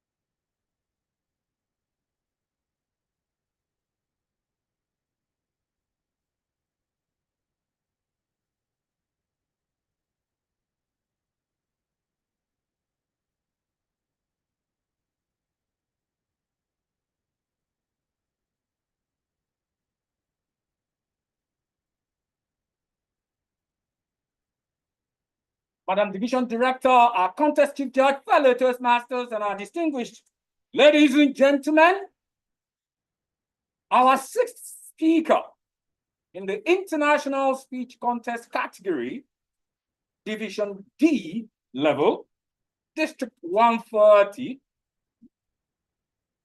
Kenechukwu Nwankwo. Are we on the same page? Are we on the same page? Kenechukwu Nwankwo.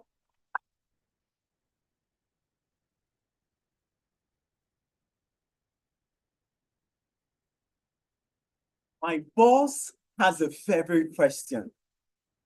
Are we on the same page? He asks this question in our meetings, in his emails, even in casual conversations. At first, I thought to myself, of course, we're on the same page. But I soon realized why he insists on this question. Because nothing is worse than thinking you are aligned, only to discover that you've been reading different chapters all along.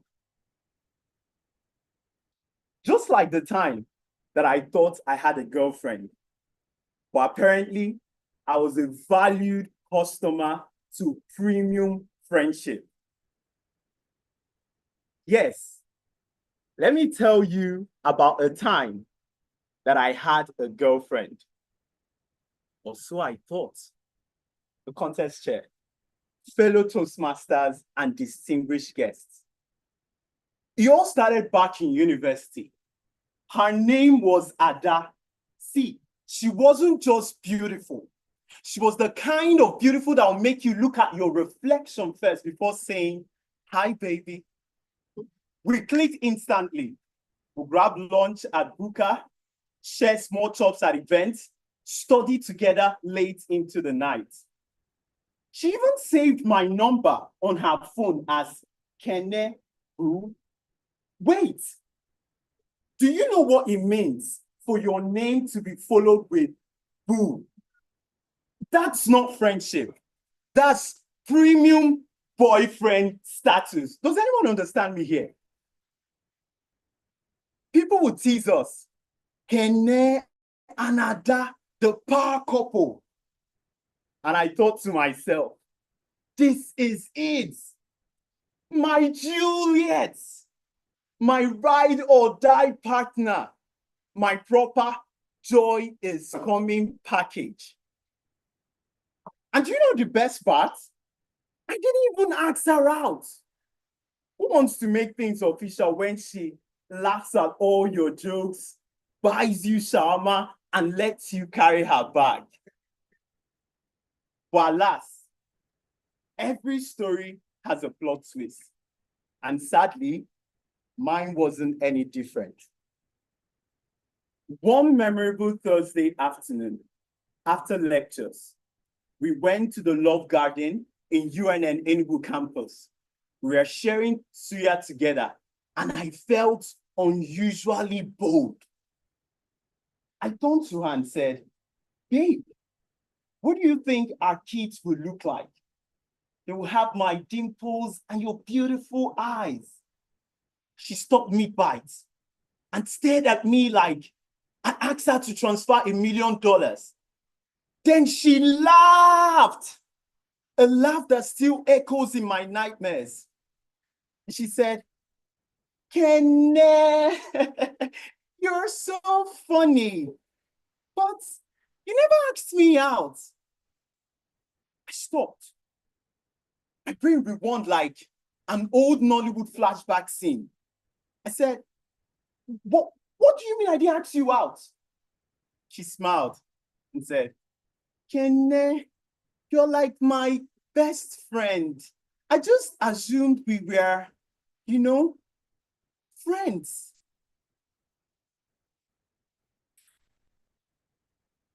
Friends. Ladies and gentlemen, I replayed the whole thing in my head. The late night calls, friendly. The long hugs, casual. the Valentine's Day gifts thoughtful. And just like that, my relationship that never was ended right there with a piece of suya in my hands and a gaping hole in my chest. Based on this story, here's my advice. Always define the relationship. Never assume. Assumptions are dangerous. It's just like playing Romeo in a one-man Shakespearean tragedy. Looking back, Ada taught me 2 key lessons that I've carried into my life and also my career as an investment banker. Number 1, clear communication is everything. In your work or in love, always define the expectations because this prevents unnecessary heartbreaks or failed transactions. Number 2, clarity over assumptions. If it's not written down, then it doesn't exist. So before you commit to anything in your life, always ask.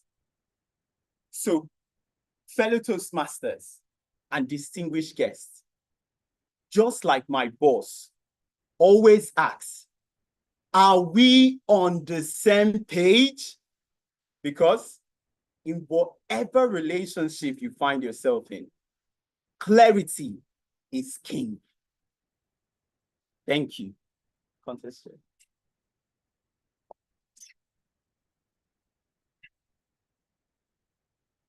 Madam Division Director, Madam Contest Chair, fellow Toastmasters, distinguished ladies and gentlemen, 1 minute silence observation whilst our judges and their thoughts.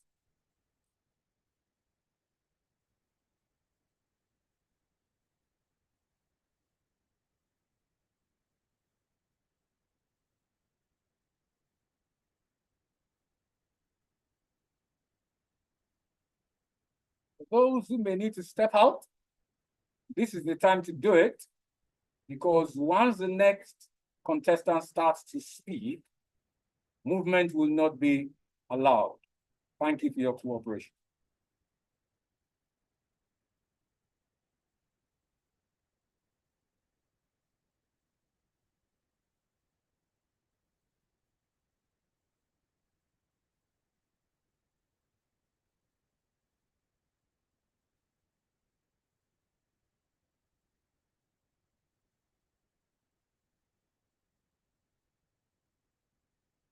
Madam Division Director, Madam Contest Chair, fellow Toastmasters, and our esteemed guests, our last speaker for today in the International Speech Contest category, Division D, District 130, Sunday Otutu. Where are you rushing to? Where are you rushing to? Sunday Otutu.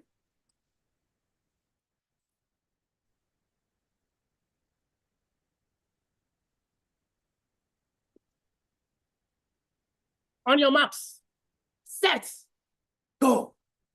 The race begins with a speed that made the fastest aircraft seem like a turtle. Millions of athletes are competing for the grand prize. This race is for the swift, and only the most agile can navigate the twists and the turns. As the race nears its climax, the fastest athlete pushes itself ahead of the others, breaks through the barrier at the finish line, and emerges the winner. But guess what the grand prize for this race was? An egg.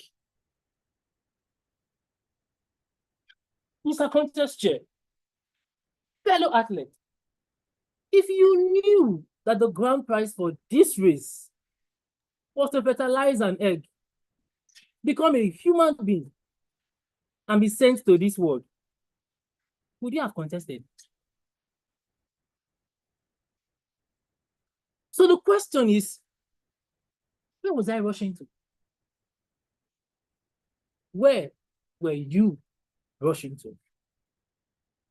For this, several months and years and decades has passed, but this habit has remained unchanged. Do you know that Father Abraham, the historical father of faith, left his father's house at 75 years old? I mean, 75 years old. So why must I leave my father's house, get a good job, and get married by 30? Where am I rushing to? Why does society keep hurrying me up to get married, to raise children, and to achieve great things, instead of enjoying the present moment? Somebody turns 30. Oh, she's so old. Another dies at 30. Oh, sad. He's so young. So I don't even know if I am old or I am young. And this hurry mentality has crawled into the fabric of our conversations and communication. One time I attended the Toastmasters meeting where this damsel was introduced as a speaker, and I was the evaluator. When I saw her, I could no longer stand. I fell in love.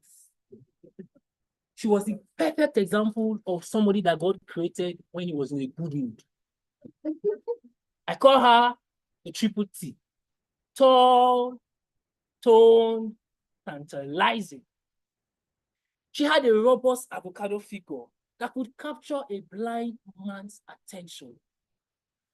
Her peanut butter skin was so light and polished, I could literally see my future on it. She was speaking. I was imagining having a conversation with her after her speech.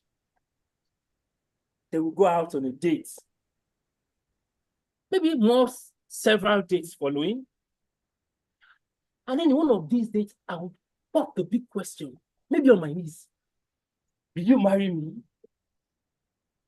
My Achalugo. Achalugo is an Igbo term that means a beautiful lady. And then she will respond, yes, baby. Ah. And then our wedding, she'll be walking down the aisle like an angel, adorned with white, so pure as the clouds. Can anyone guess how many children we would have? 12. Then the song, here comes the bride, all dressed in white. Ah! Suddenly, my thoughts were interrupted by the audience applause. Wait, is she done with her speech? How did I evaluate a speech I was not even listening to? Have you ever been a distracting noisemaker in class, only for the teacher to ask you directed questions? How did you survive? How I was able to evaluate that speech is a story for another day. But this illustrates what happens in many of our conversations and communications. Everyone is talking. No one is truly listening. We hurry through conversations. We hurry through processes. We hurry through life generally. Our minds drifting so far, thinking of how we'd achieve great things without giving attention to the little things that are needed for now. Where are we rushing to? After her speech, I decided to engage her in a conversation. And guess what? She gave me her wedding invitation. She even asked, it would be a good idea if you could be part of the groomsmen. What do you think? I know, right? I was mad. Ladies and gentlemen, do you know why we have so much conflict and unhealthy competition in our world? everyone is in a hurry. We want to meet deadlines in seconds, build empire in minutes, and achieve great things in hours. Forgetting that speed still kills. If our worth is defined by speed, we have already proven that when we won this, right? Fellow athletes, I don't know what speed your specific race might require. A marriage sprint, a long distance career path, or even goals that seems like relay race. But it might be safe to just pause and ask, where am I rushing to? Where are we all rushing to? On your marks, set.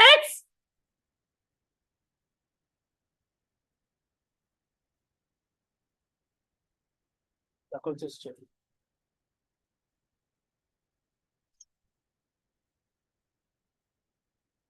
Madam Division Director, our contest chief judge, fellow Toastmasters, our distinguished guests, please let us observe 1 minute silence whilst our judges pen their thoughts.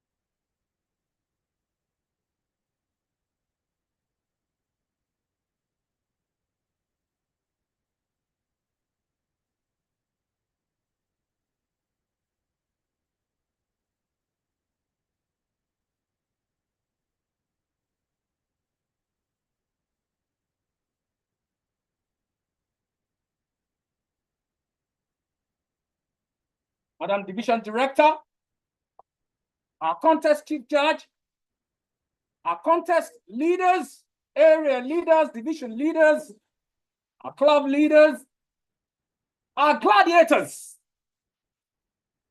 our fellow Toastmasters, our distinguished guests. In the table topics context category and the international speech contest category, our contestants have been slaying all morning through afternoon without spilling blood. They've been slinging all morning through afternoon without breaking bones.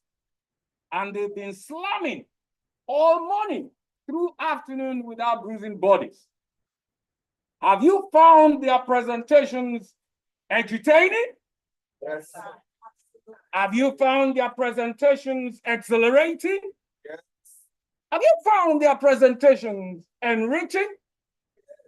Now, for the international speech category, I know you've been bottling up your applause all morning, like that blocked sink in your kitchen. I am off the way as your plumber who has removed the seal. Let out your applause for all the people.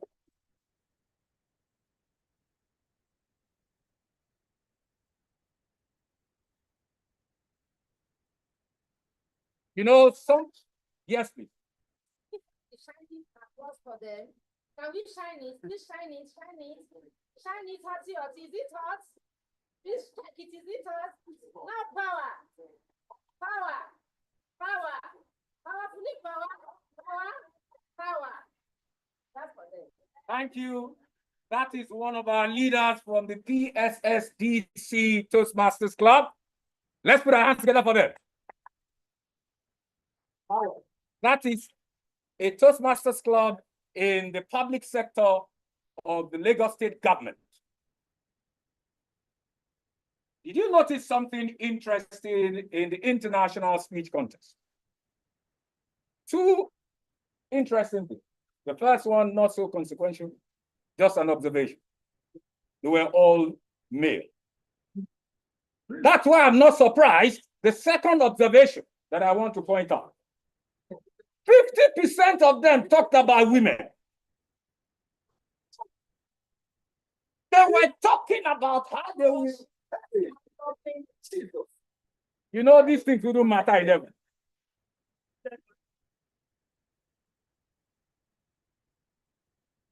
Madam Division Director, our Chief Judge, fellow contestants, our distinguished ladies and gentlemen. As our custom is at every Toastmasters International contest, at the end of every contest, we get to meet our contestants. These contestants who have taken their time to creatively, carefully, and cautiously crafted their speeches. There is more to them than the speeches they presented. And it is in the getting to meet them phase that we unmask the more that is to them that we will enjoy to know. We'll begin with the table topics contestants. Do you still remember them? Yep. Do you still remember this? Right? It seems like it is light years away. But just for the sake of those who might have forgotten, our first table topics contestant for today was Fumi Ilori, followed by Zoe Octavia Bazen. Next to her was Emmanuel Eme. Next to Emmanuel Eme was Kudus Adebayo. And then we had Igolu Anyebo. And then we had Ruben Uzo. I'll call them in that order and we'll get to meet them. Ladies and gentlemen, at Toastmasters, one of the things we do generously is to applaud. So if your hands are not busy, as I call each contestant, I crave your indulgence. So please jam your beautiful hands together. Especially if you remember to pamper them with your hand lotion before coming. But if you forgot, you can quickly rummage into your bag or your purse or your suitcase for gentlemen and still pamper your arms. But if you don't have, you can borrow from your neighbor. If your neighbor is feeling generous. Please let us welcome all the way from Lighthouse Prestige Toastmasters Club, the Vice President Education of the club, an educator, an iRead Mobile Library Network member. Please welcome Toastmaster Olufumilayo Ilori.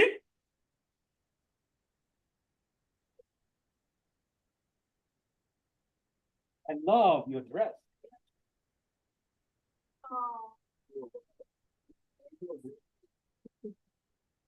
You know, in etiquette and modern business manners, in my other competencies as a human capacity development and human capital enhancement expert, we teach that the color red has a significance. It's called the power color. It is the color of attention. So if you want to go for that interview, that you want to clean that job on Monday, consider red. The moment you enter the room, the panelists cannot avoid it. And there's an energy that comes with the red. It's also a performance color. Very fancy. You wondering why I'm donning red this morning? Because I need to perform. You're welcome, Toastmaster Ilori. Thank you. You love children. It is what you said in your profile inspires you the most. Can you share with our audience how this is so? Briefly. I started my journey working with children, and because children, when I was a child. So I recall attending Command Secondary School. I was about 7 years old, and a child missed his stop in the school bus. And I was the first to say, I know where he lives. I picked him, took him to where I thought he lived, at age 7. And of course, that was not where he lived. I said, it's okay. He can come home with me. Wow. Imagine what my parents said. Where did you find a child? I said, Mom, he missed his way, but he can stay in our house after all. And that was how I became the mother of children. That night, we found his house, but it did not stop me from helping children. And up till today, it's all about children. I have 3 beautiful ones that have grown to adults, but I have a network of children that I'm working with. When I see them, I see life, I see the future. Let's put our hands together for her. Before you go, Toastmaster Hilary, in your hobbies and interests, you said, amongst others, you said you love swimming. Can you mention one lesson, one life lesson that swimming has taught you? I was in the University of Lagos when I attended a beach event. I enjoyed the beach so much that the water took me away. I drowned. And nobody found me. My friends had gone crazy. God loves me. The waves brought me back. Wow. I had nightmares for almost 2 weeks. I would wake up like I was in the water. And someone told me, if you want these nightmares to stop, go learn swimming. And ever since, I've learned to swim, face my fears, and also help others to swim. That's a lesson to say, whatever it is that is making your heart jump, face it, get it done. Let's put our hands together for Toastmaster Hilary, an educator, Vice President, Lighthouse Prestige Toastmasters. Paparazzi, are you ready? I present to you on behalf of Division D, the certificate of participation in the 2024-2025 Toastmasters International Year Table Topics Speech Contest Division level. Check it out. I see that the kitchen floor is spoiling near the fridge, near the banner, safely. A round of applause, ladies and gentlemen. I thought you would do better for that.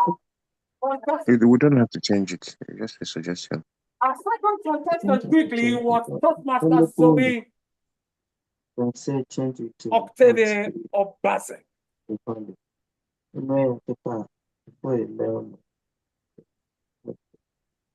I don't think we should change floor because I'm alone. You change floor because you be a bathroom.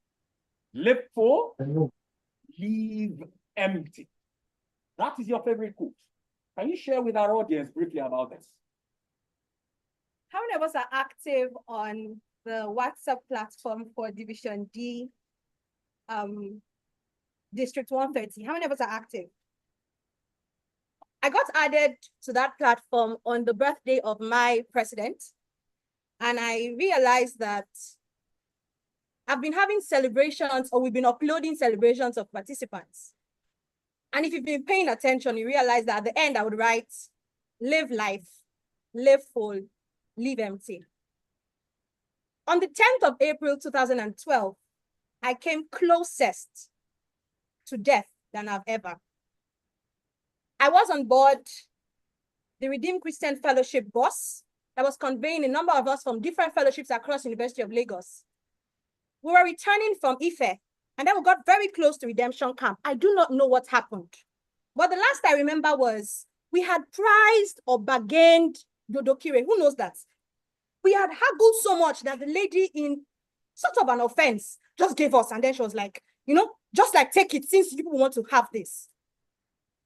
The next we heard, there I was talking with somebody, and we just heard, no, first of all, I saw the bus go this way, and then we heard boom. The next thing I remember was darkness, silence. And there we were in the middle of nowhere. We had tumbled and we had been stopped by a tree. That would have been the day that I would have died. But there I was alive. And our darling Dodokire was in the mud on Intl. So when I got up from that place with blood on my head, if perhaps I had my phone connected, I would have showed you that image that a friend happened to have captured because it just happened that she was on the expressway my own cosmates, and she screamed, Zoe! There was blood, but I was alive. And so I made up my mind that since I didn't die that day, but one day I'll be out of this world, I'd rather live for whatever it is I'm created for and live it all the way, so that on the day I take my last bow, I live empty. And to you, my friend, regardless of the color of your skin, be it black or yellow, please live life. Whatever it is you have been created for, live it to the full, not holding back. Because one day, you, sir, and I would live. But when we are living, let's ensure that we are living how? Empty. Let's put our hands together for Toastmaster Zoe Octavio Obase. On behalf of Division D, District 130, Toastmasters International, I present to you the certificate of participation at the division level in the Toastmasters Table Topic Speak Contest 2024-2025 Toastmasters year.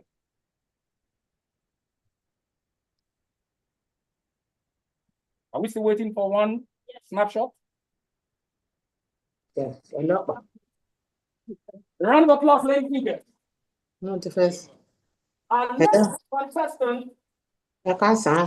is that gentleman This way. who will never forget Mr. Lucas.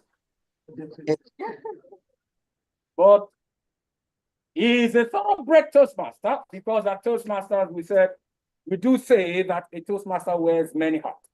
So he participated in the two contests. Please welcome a teacher, a life coach, and the only husband of Henrietta. Sorry. Toastmaster Emmanuel M. from Sierra Leone. Toastmaster Emmanuel, you are a man of many parts based on what I know about you. Your interests include, but not limited to, photography, travel, and art. Can you share with this audience one profound life lesson that art has taught you? Arts? Yeah. Many don't know, but I have a first degree in arts. That is exactly what I get whenever I introduce myself that way. So, art has helped me to appreciate color, beauty, because growing up, everyone, and I say everyone, gave up on me. The man you are looking at today couldn't even speak until he was 6 or 7 years old. I taught myself how to read literally at 13, because I still have what many people describe today as dyslexia. I couldn't even spell it. It's amazing. Dyslexia. People say it's a learning disability, but I found out that it's actually lots of energy, lots of creativity, looking for space to come out. So, but in arts, I learned to express myself visually. So I sculpt, I paint, I draw. I'm a graphic artist, textile designer, everything I wanted to be. Ladies and gentlemen, taught me that. A man of many parts. Let's put our hands together for Emmanuel Emerald. On behalf of Division D, District 130, I present to you your certificate of participation in the Table Topic Speak Contest 2024-2025 Toastmasters year. Thank you. Our next contestant in the Table Topic Speech Contest, a Toastmaster from the Seaside Toastmasters Club, the Vice President Education of the club, a multiple award-winning Toastmaster who will share with us what he learned in the course of that journey. Please welcome Toastmaster Kudus Adebayo. The person is not the first time will come. You are a Triple Crown winner, so you should have one of this. Can you share with us one life lesson you learned in the course of your pursuit of those 3 awards in one Toastmasters year? The life lesson, I think the most important one, was consistency. When I joined Toastmasters,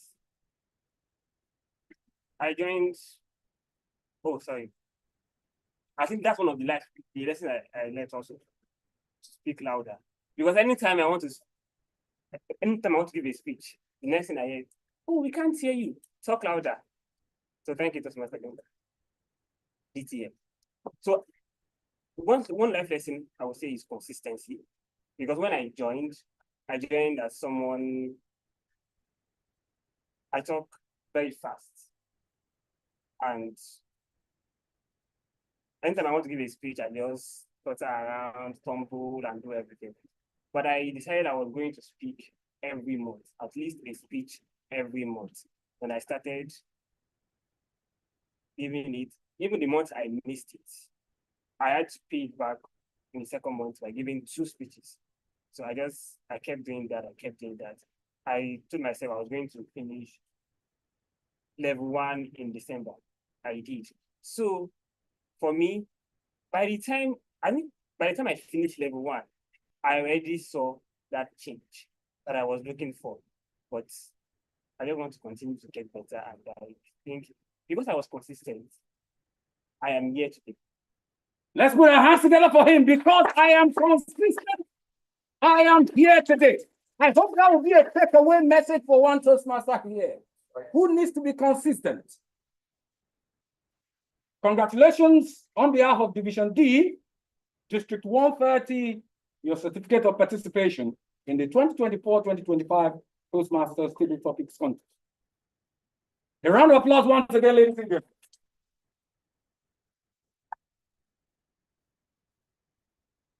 Our next contestant, ladies and gentlemen, all the way from Total Energy Lagos Toastmasters Club, Vice President Education of the club. She is a reservoir engineer. She must be very rich. She loves to read. She loves gisting. She loves watching television. Ladies and gentlemen, a round of applause for Toastmaster Igolo Aniebo.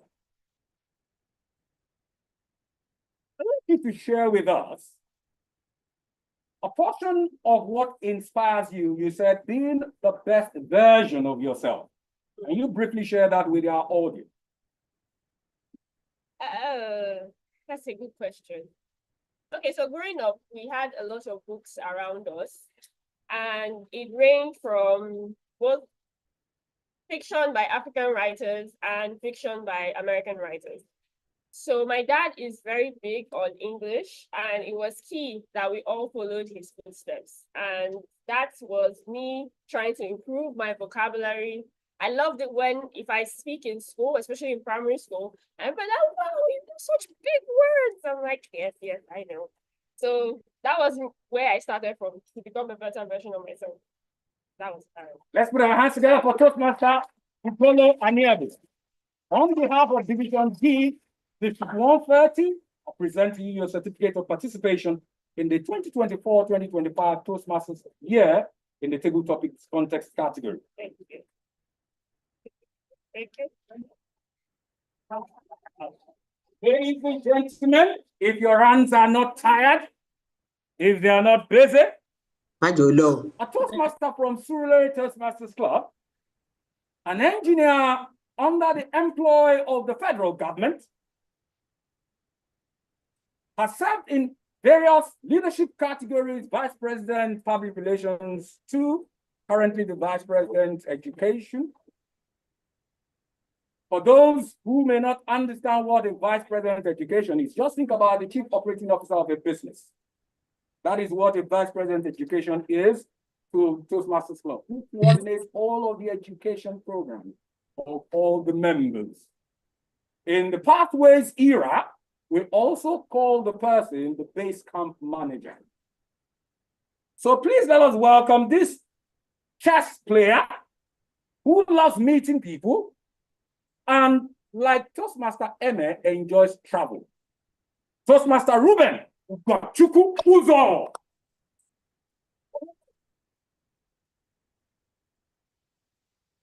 Your favorite quote is, life is a game. Play it, enjoy it. Tell us how far you have played life and how much of it you have enjoyed. Briefly to the audience. Thank you so much. It seems like this is another speech contest for people who have been speaking. But this isn't a speech, this is me just sharing. And I feel that sometimes we take life too seriously. When you live, you will live without the life you are fighting so hard to build for yourself. And some people say, oh, you have to create lofty legacies so that things stand after you are gone. But I dare say, when you are gone, you wouldn't value those things as much. They aren't standing, they're only for those who are present in the room to say, oh, yes, there lived the man who was like this.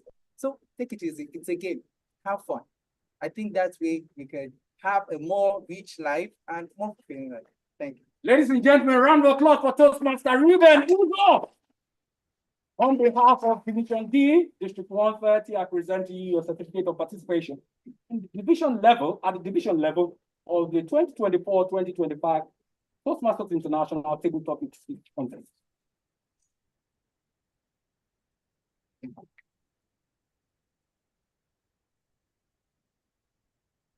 Would you like to hear from our international speech contestants? That response is not convincing. Yes. Would you like to hear from our international speech contestants? Yeah.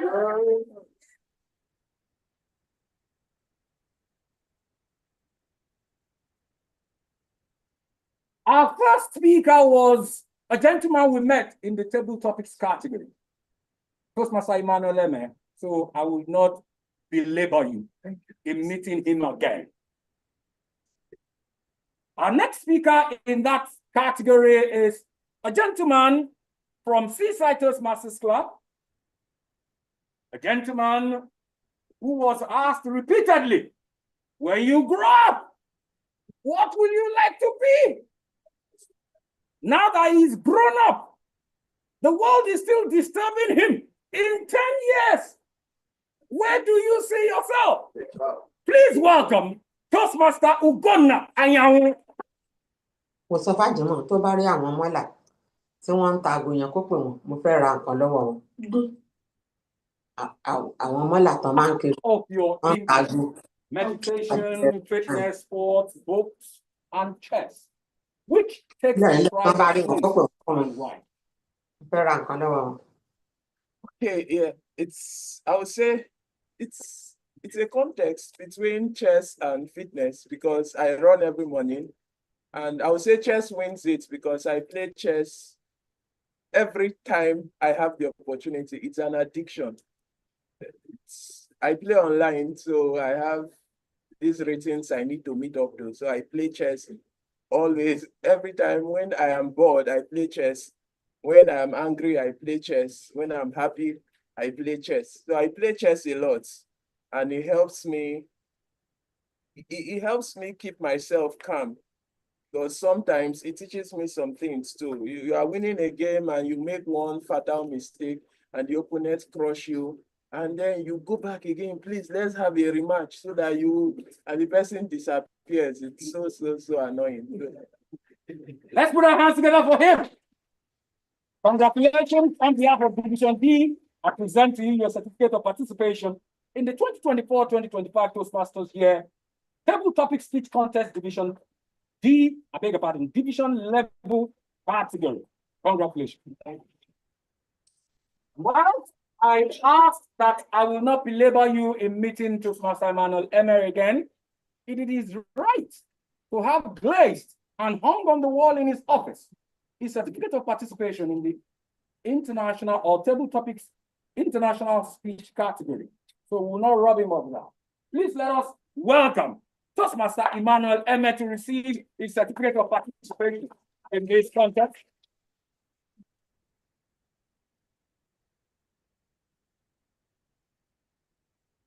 After Toastmaster Anyanwu, our fourth speaker is profoundly revered in the communications community when it comes to development of the communication skill. Is fondly referred to as the English doctor. Yes. Many years ago, I had the privilege of sharing class with him when we all went to reform our oratorical polish. That was 15 odd years ago. Please welcome to the day A man who will always ask you after this contest, whenever he meets you, will you rise to the challenge? Please welcome Toastmaster Craig Soward.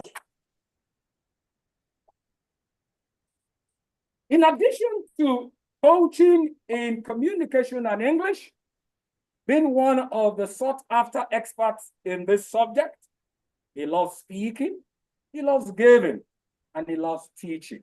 Toastmaster Soward, look at the room. From different parts of the world, a multiracial, multinational audience you'll see, and those virtual, online.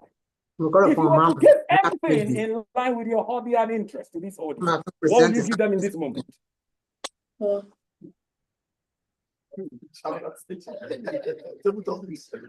If I were to give anything to this audience, what I would give is, as speakers, we need to pay attention to our vocabulary, because words are the currency of communication. And if we have a rich vocabulary, if we have a rich repertoire of words, it's going to be much easier to communicate with precision. So my message is, we need to continually invest our time in building our vocabulary. That's just. Round of applause for Toastmaster Craig Soward. On behalf of Division D, it is my delight to present to you your certificate of participation in the 2024-2025 Toastmasters International Speak Division Level category. Congratulations. International speech contestant for today, all the way from the Premier Toastmasters Club in Nigeria. Premier Toastmasters Club, whether community, corporate, whether business, breakfast, Premier Toastmasters Club. For those who may like a different nomenclature, a Pioneer Toastmasters Club. For those who may yet like another nomenclature, the first ever Toastmasters Club in Nigeria, founded on the 9th of December, 2005, at a hotel and suites with 25 Nigerians. Please welcome this gentleman who is an engineer, just like Toastmaster Aniebo. He loves reading and he loves dancing salsa. Wow. Maybe he will teach us some of those dance moves when he comes. But another thing that may interest you about him, he loves hunting party jollof rice. Every Saturdays when he's not at a Toastmasters event. Please welcome Toastmaster Ediri Agogo.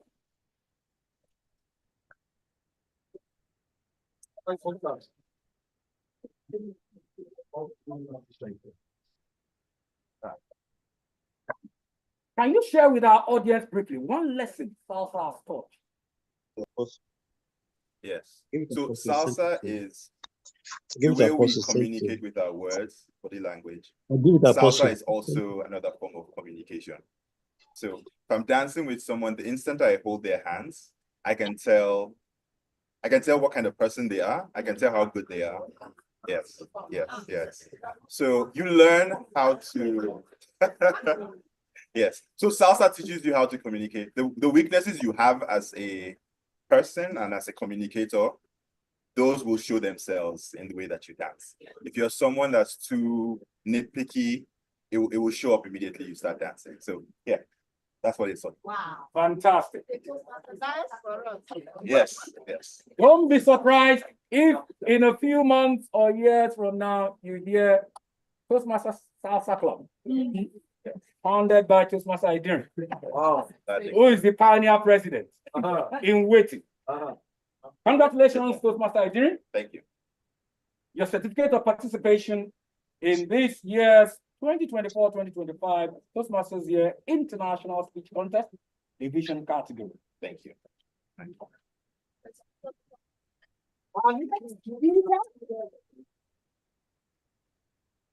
Is a gentleman from Lighthouse Prestige Toastmasters Club. He has been the winner of the Best Speech Award at club level. He loves reading, he loves volunteering, and gaming. Please welcome Toastmaster Kenechukwu Kenebu.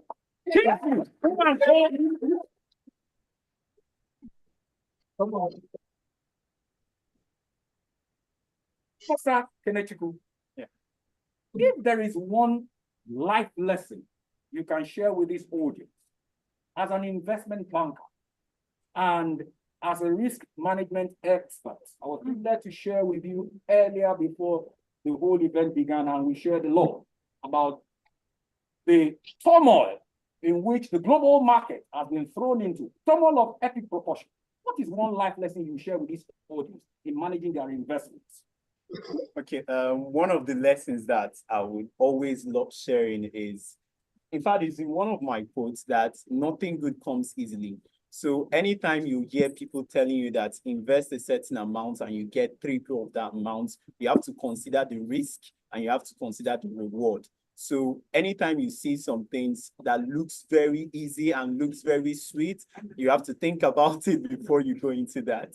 So that's one lesson. Ladies and gentlemen, free consultancy from a paid investment banker and risk expert, courtesy of me. You should pay me a finder's fee. Let's put our hands together for Toastmaster Kenechukwu.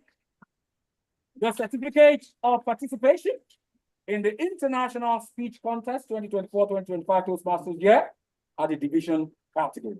Congratulations. Our last speaker in the International Speech Contest, before we find out the thoughts of our judges, how the speakers place, who is the third place, the second runner-up, who is the first runner-up, and who is the champion for table topics.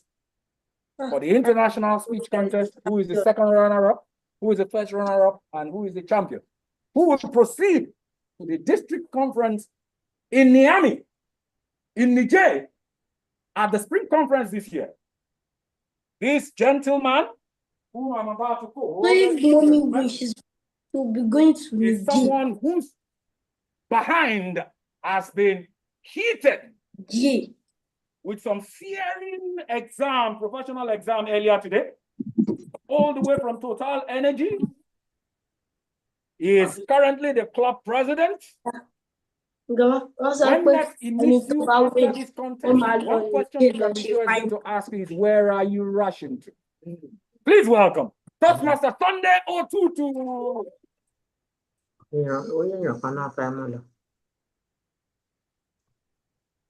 In addition to not knowing whether he's younger 30 or being older 30, he loves writing, he loves speaking, and like me, he loves movies. But for me, in addition to loving movies, I love intellectually analyzing movies. What inspires this gentleman? His faith and love for God. Can you share with this audience when God's love for you has shown up in your daring, most daring life? One, bring home. Not the church service. Not at all. Okay, the one that comes readily to mind, which actually spawned the interest on this speech, was on my birthday, July 18th, some 3-4 years back. So I lost my job, I lost my dad that same year. I was officially an orphan, and I was just confused what to do with my life. Then all my mates were doing fine, everybody was going to work in the morning, and I'm just home, waking up, I don't know what next to do. So specifically on that birthday, I was thanking God for the birthday religiously. Oh, thank God, I got to me here. But in my heart, I was just complaining that what is this one? Look at my mates are going to, and I'm still here. So for the purpose of international audience, I will not say God spoke to me. I will say I heard a voice in my heart that told me. Did I miss a joke? Please go. Keep going. That told me, the question he asked me was, so since you lost your job, have you had any day you have gone on without food? At least 2 times a day. I said, no. They said, so what's the problem? I look at my mates now, everybody's going to work, I'm just in the house, what's the challenge? And I said, so, so the lesson he gave me that day was, speed is the secret of speed is in waiting. You are in a season where I want you to just sit down and learn. There are a lot of things that you will learn. Just sit down and learn. All the books have highlighted that you should read your scriptures, read, learn. Because all of the people you are looking at and you're comparing yourself with, when that job comes, they will not see your back. That's what they told me that day. And fast forward to some weeks ago, I traveled to Port Harcourt, and I just go back to Port Harcourt. I was still in Port Harcourt then, and it just dawned on me that actually that word has become a reality. So I was comparing myself with that. You're doing fine, you're doing fine. Now I'm not comparing myself now, but now financially in place of work, I feel I'm in a better place than before. So God has really helped me to overcome comparison. Let's put our hands together for him. And by the way, please, many actually accept my sympathies. Accept my sympathies on that actually. Thank you. On behalf of Division D, your certificate of participation in the 2024-2025 Toastmasters International Contest. Well, I've not turned the fuel. Congratulations. Thank you. I've not turned the fuel. At this juncture, ladies and gentlemen, will you like to know the champions? Oh, they are not ready. This is Malam. I was calling you so you can call Seidu phone. Number 11. Madam Division Director, Madam Contest Chair, these people are not ready. His number was not enough. I didn't see him. His number was Are you ready to meet the champions in the two categories of the contest? Will you like to know whether your club is part of the Trophy Face champions? No. Are you tired? No. Are you hungry? No. Okay, I know the problem now. I know the problem. Those in the Food and Science Technology department, you have heard their cries. Ladies and gentlemen, before we bring up our champions, I would like to request all of our contestants in the two categories to please come out with their certificates of participation for a photo op session quickly. Let's put our hands together for them as they come out. May I welcome our division director, Toastmaster Ayatola Lanwadi, join them. I welcome all the area directors present here.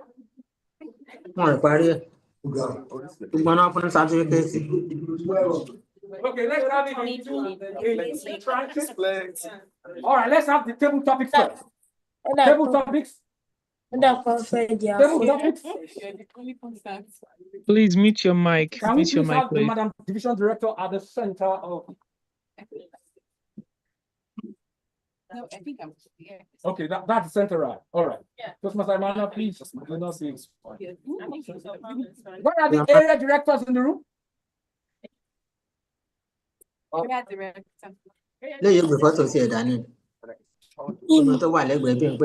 Please, let's celebrate our area directors. They make things happen. Let's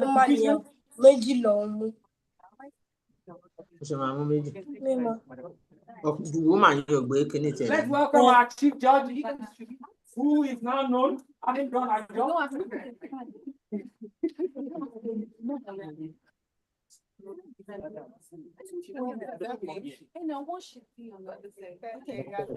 Let's welcome that area director. All right. All right, let's go.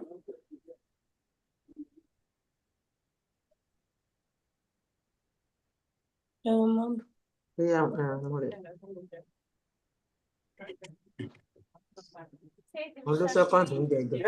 D. Let's put our hands together for them. Hold on. Let's welcome all the international speech contestants. All the international speech contestants. Mr. Program Quality Director. You know, you are also one of our leaders.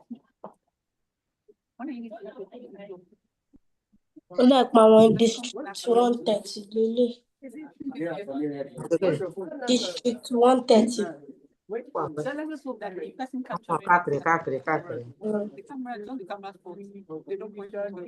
Division E. It wasn't loud enough for the camera to capture. All right, Division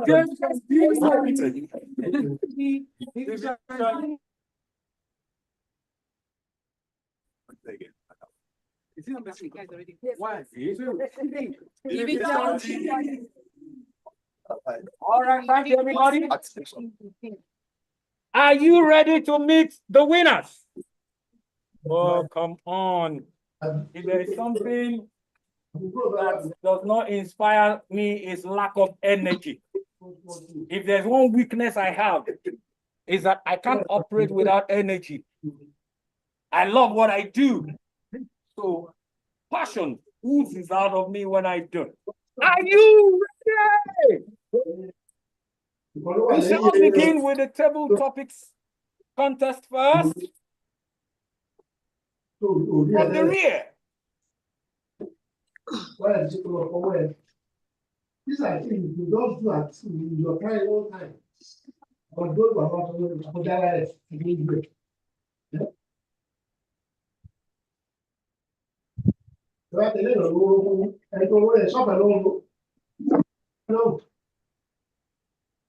These are our winners for the table topics contest 2024-2025 Toastmasters International year for Division D, District 130, Region 11, Toastmasters International. The third place winner. I'm not hearing the drums roll. The third place winner is welcome. The one who takes family seriously. Toastmaster Zoe Octavia.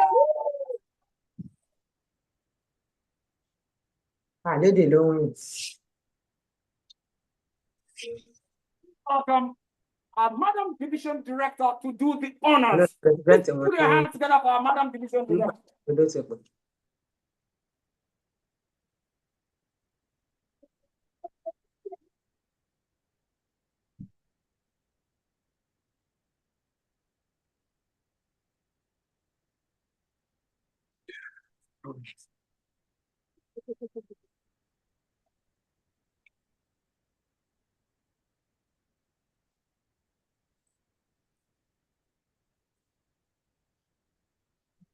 Your indulgence, please wait for the other two trophies.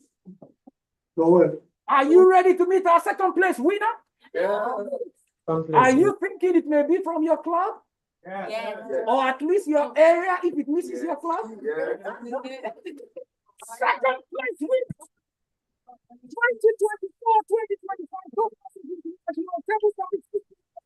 Division D, District 130, Region 11.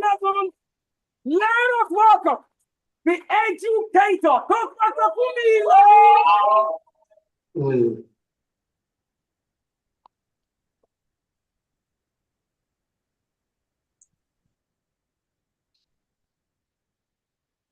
Masha.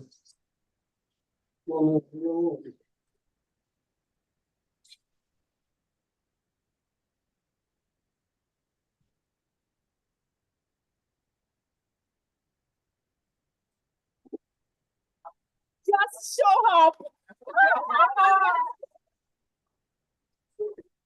Hallelujah. Now, the first winning.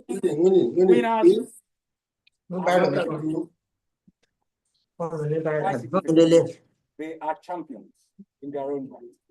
But this is the big one.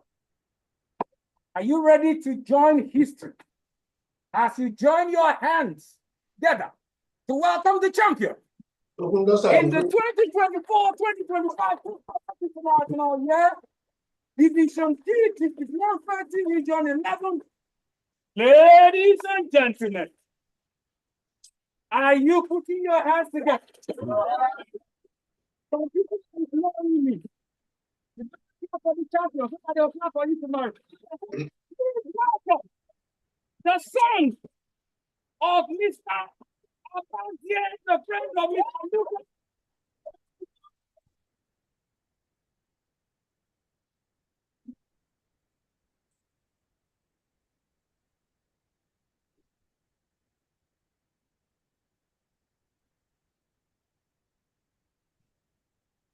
Second in my man.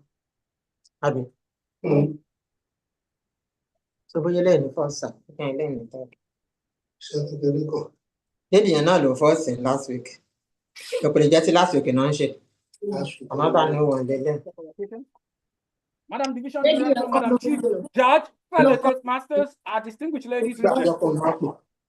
For the purpose of those who are new to Toastmasters, and for the purpose of our guests, we have 6 different contests at Toastmasters International every year. We have the table topic speech contest. We have the tall tale speech contest. We have the humorous speech contest. We have the speech evaluation speech contest. We have the video speech contest. And then we have the international speech contest. Of all these 6 contests, it is only the international speech contest that goes all the way to each annual convention, which is often held in the United States of America. A number of times it has held in Canada, it has held in Malaysia. This year, you all know that it's going to be in Pennsylvania. So, the potential Pennsylvania delegates are the ones I want to announce now. I don't know how excited you are about that, but if I were you, I would be excited. Because when you see a successful person, it means the aura of success is in your neighborhood. Let us welcome the winner. Ladies and gentlemen, may I hear the drums roll? May I hear the drums? Please welcome Kenneth Wu.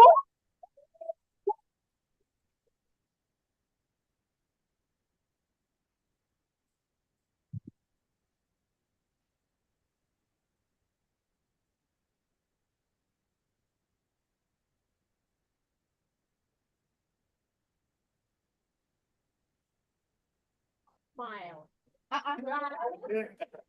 Dimple. Okay, because when you're engaging your smile. Thank you.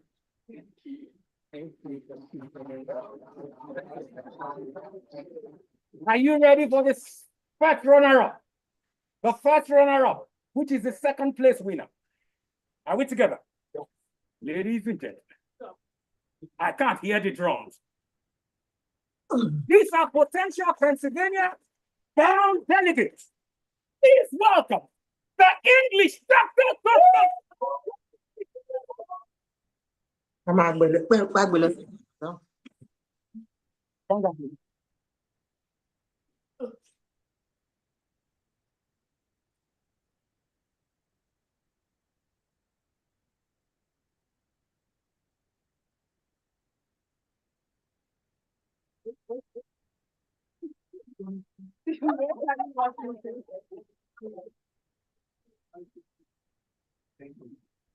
Ladies and gentlemen, this is the champion. The moment you have been waiting for. Are you ready for this historic moment? Are you ready for this epic moment? Are you ready for this memorable moment that will not be forgotten in a long time? May I hear the drums roll?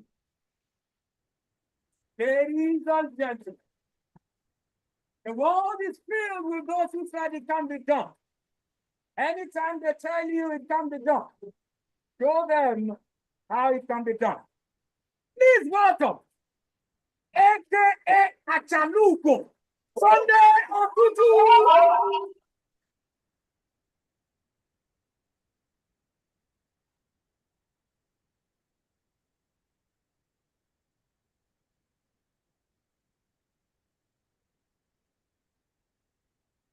So in classic fashion that we started last year, we hand over the baton to the new champion, so to speak.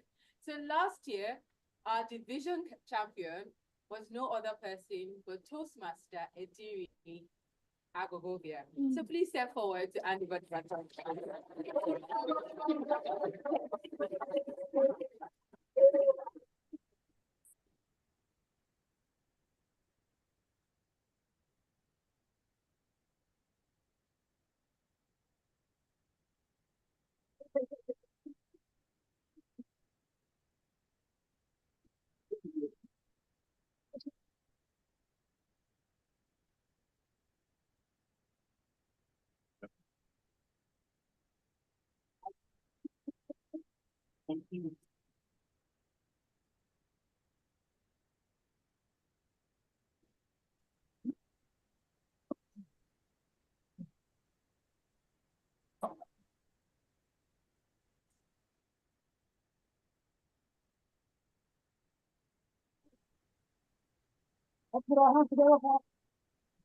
Hold on. So far, he has prepared for and delivered 3 speeches, not for club project, but in a contested moment, heated moment of tension. I say when I coach people to prepare for speech contest, that when you prepare for club project, you are calibrating your capacity against the objectives of your manual. But when you are in a contest situation, you are not only calibrating your capacity against the objectives of that speech, if it has a manual objective that it aligns with, but you are not calibrating your capacity with other contestants. This gentleman has been tested, tried and found to be true on 3 levels. At club level, he emerged a champion. It looked like a fluke. He proceeded to area. At area level, he proved to them that the first one was not a fluke. And he proceeded to the division. At division level, he has proved that the 3rd time is a charm. Ladies and gentlemen, he's on his way to Niger, Niamey, for the spring conference to represent our division, ladies and gentlemen. And I can tell you, having emerged champion at 3 levels, he has 4 other hurdles to cross. District, quarterfinals, semifinals, and the international semi-finalists at Pennsylvania in the United States of America in August. I wish you all the best. May the 4th be with you. Thank you.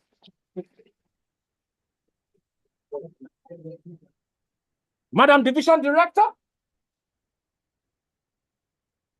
Madam Contest Chief Judge, our contest officers, our division leaders, our area leaders, our club leaders, our gladiators who have thrown multiple verbal projectiles, engaged in verbal fisticuffs without spilling blood or breaking bones or bruising bodies.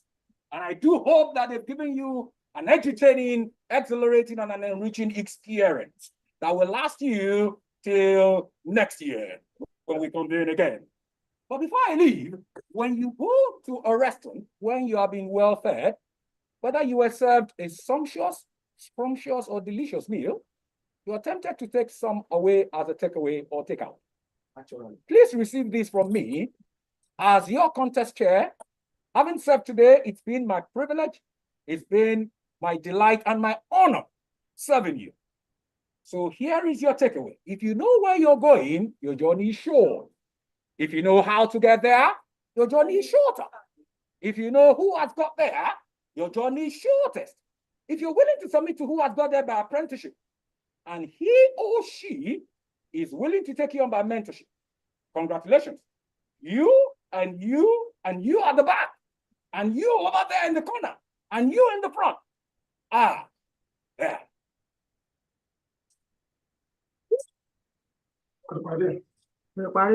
Welcome to PEA. Let's welcome the champion of today's contest, Sunday Otutu, to control the reins at this moment. The faster he claps, the better he will start. They've got some information for you. My duty is done. Let me go and receive my check.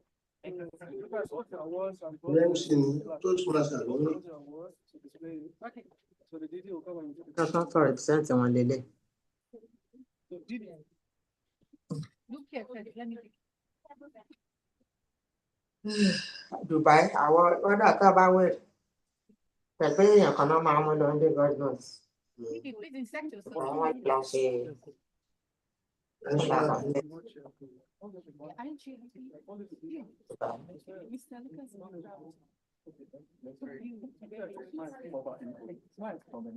Àmánu yẹn ni, ìyàwó ẹ̀ ló ń tẹ̀lé kéré.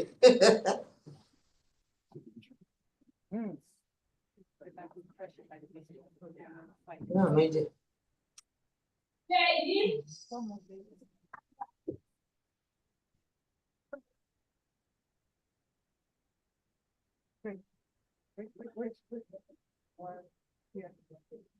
Àjẹmọ̀. Orí bẹ́ẹ̀ lọ́hùn. Kọ́kọ́rọ́ ń kọ́ bá mi tún sí òkè.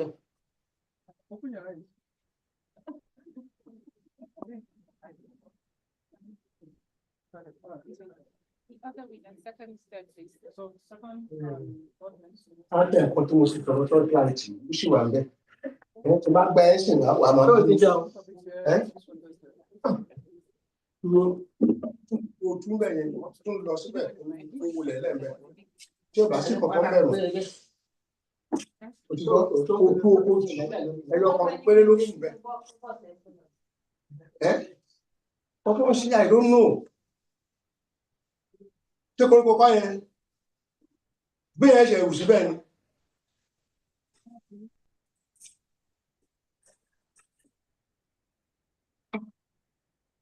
Náà ṣe mí o.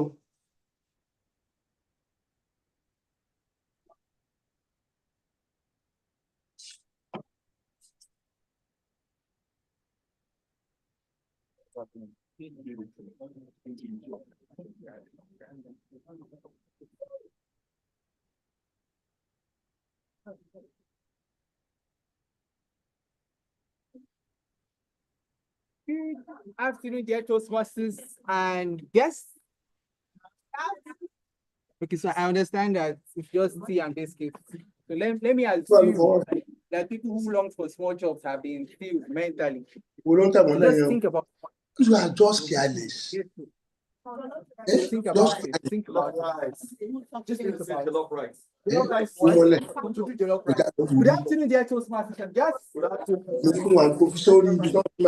I can hear it from you guys are sounding. Wow. Yes. Wow. This afternoon, I'm here to share year 2025.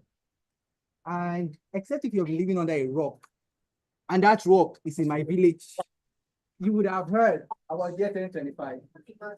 Even in my village, right? We have network issues, so maybe.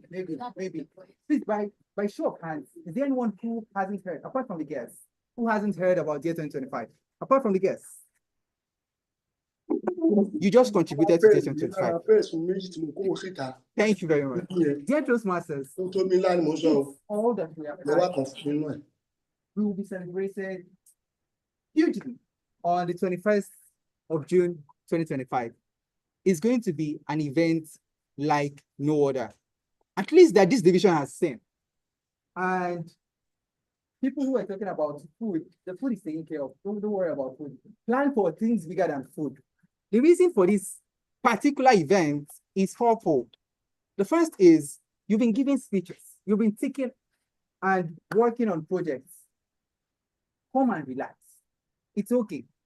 Come to meet Toastmaster Craig when he's not giving a speech, when he has let his hair down, when he's not checking for the quality of your English, but don't say which hair. Your judgment awaits you. The second reason is that apart from regular meetings, it's pretty difficult to get Toastmasters from different clubs in one space. Apart from contests, and contests, as we know, are battlegrounds. So your guards might be up, you might not be relaxed. Get to know the next Toastmaster. Because as they say, your network is your network. The third reason is, it is said that there is no party like a Lagos party. Has anyone heard that statement? Yes. We are the division in Lagos. How can we have a party that would not be the bomb? We are planning to have the party of all parties for a Toastmasters division. And those plans have begun months and months and months ago. We intend to have as many of you in this hall as can fit into the room. Right now, we are targeting it at just 100 people to make sure it's an intimate event. We don't want to put you all under a canopy, one secondary school, and say, let's come and chill. That is is civic excellence. So it's an event that has been planned from start to finish to define and express what excellence is. We've had people subscribe for the early bird, which ended weeks back, and we have about 70 people on board. So what I'm sharing with you is we have approximately 30 slots remaining. And by 30 slots remaining, those slots might not be available as close as the end of today because people are coming in on this. We intend to fund this event twofold or three at the moment. The first is by ticket sales. Tickets go for 50K ahead right now, pretty cheap, based off of the plans that the division has put in place. The second is by personal sponsorships. So people are giving $500,000, people are giving 300K, 200K to this. I remember speaking about this in TSSG Toastmasters. It's not a Toastmaster said, because of the nature of the event and what I know happens at events like this, I am paying for 20 people. I spoke for 2 minutes, no jokes. We have witnesses in the room right now. So I'm not selling this to you. Yes. I am sharing what has been and is. Dear Toastmasters, the last but not the least is corporate sponsorships. Does your business want to align with a 100+ year brand? Toastmasters is known for raising the right kind of leaders and helping people communicate effectively. Do you think your business will gain from standing in that spotlight? Reach out to us. We are happy to partner with you and shed more light on how you also portray excellence in your business. There are various categories starting from 10 million all the way down to $1 million. I have 5 minutes to give this presentation without slides. So I would just share that if you want to tune in for sponsorships, if you haven't gotten your tickets because you are under the rock in my village, it's fine, it's fine, it's fine. I'm from there, so I welcome you. You can come in and get your tickets. And if you want to help with helping us put handshakes to people in companies that need the spotlight Toastmasters offers, you're sitting here. This is our event.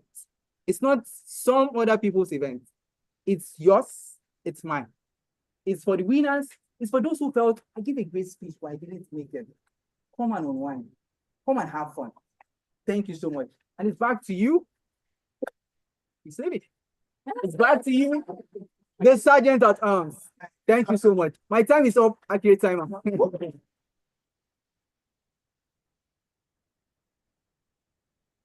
Okay. I hand over back to Kushiri. Thank you so much. We will soon leave. Good afternoon, fellow Toastmasters and guests. Did you have fun? Yes. Did you have a good time? Yes. Should we continue? No. Yes. Okay, so just so you know, once you're leaving, there's refreshments that you can pick up. Yes. And I would like to do some announcements. So the first is, let me first of all acknowledge the person that made all this happen under the leadership of our division director, Toastmaster Ayatola. This person organized this conference. He got the role players together. He got the venue set up, and it's because of him that we are here today. Ladies and gentlemen, please give a warm applause to Toastmaster Omobala Riwajabu. Thank you very much. The next event is our open house on the 26th of April, 11 a.m. at Intl. So if you are a non-Toastmaster and you like what you saw, please come to that event and we'll teach you about Toastmasters and we'll pitch Toastmasters to you. If you are a Toastmaster, please bring a non-Toastmaster. Yeah, there's always refreshment at Toastmasters. Wow. Every time you come to a Toastmasters event, you go out food. This is a given. Then the next event is the Niamey conference on 15th to 17th of May 2025. It's going to be in Niger. If you want to find more, please talk to me or Toastmaster IB. She's on the group. We can add you to the prospective group so you can find more and you can plan to attend. Then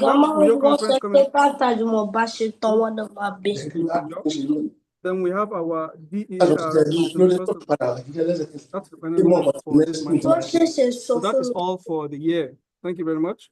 I would like to also acknowledge the presence of our contestants today, the people that made this happen, from the person living empty to Henrietta, Mr. Consistent, chess player, Fish.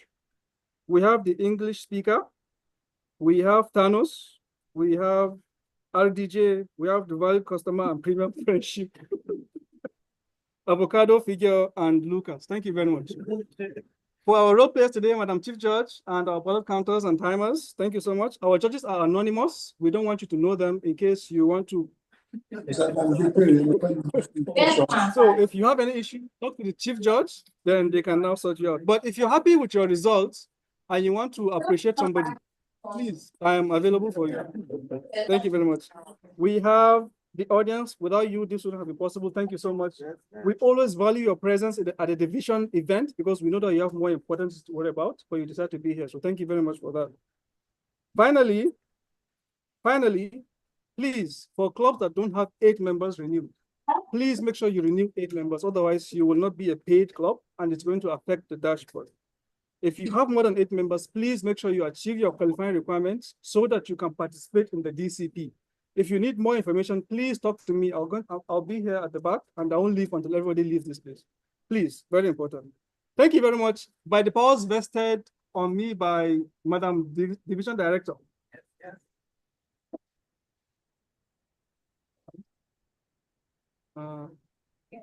Guests? Okay, so we'll get to know guests after the meeting. So by the powers vested on me by the division director, I hereby call this meeting to an end. But guests, please stay behind. We'd like to get to know you better and we would like you to find more about Toastmasters. Thank you very much. You can leave. Guests? Online audience, sincere apologies. There won't be refreshments for you. This is what happens when you don't come to the venue. Picture. Yeah. The picture is not an official.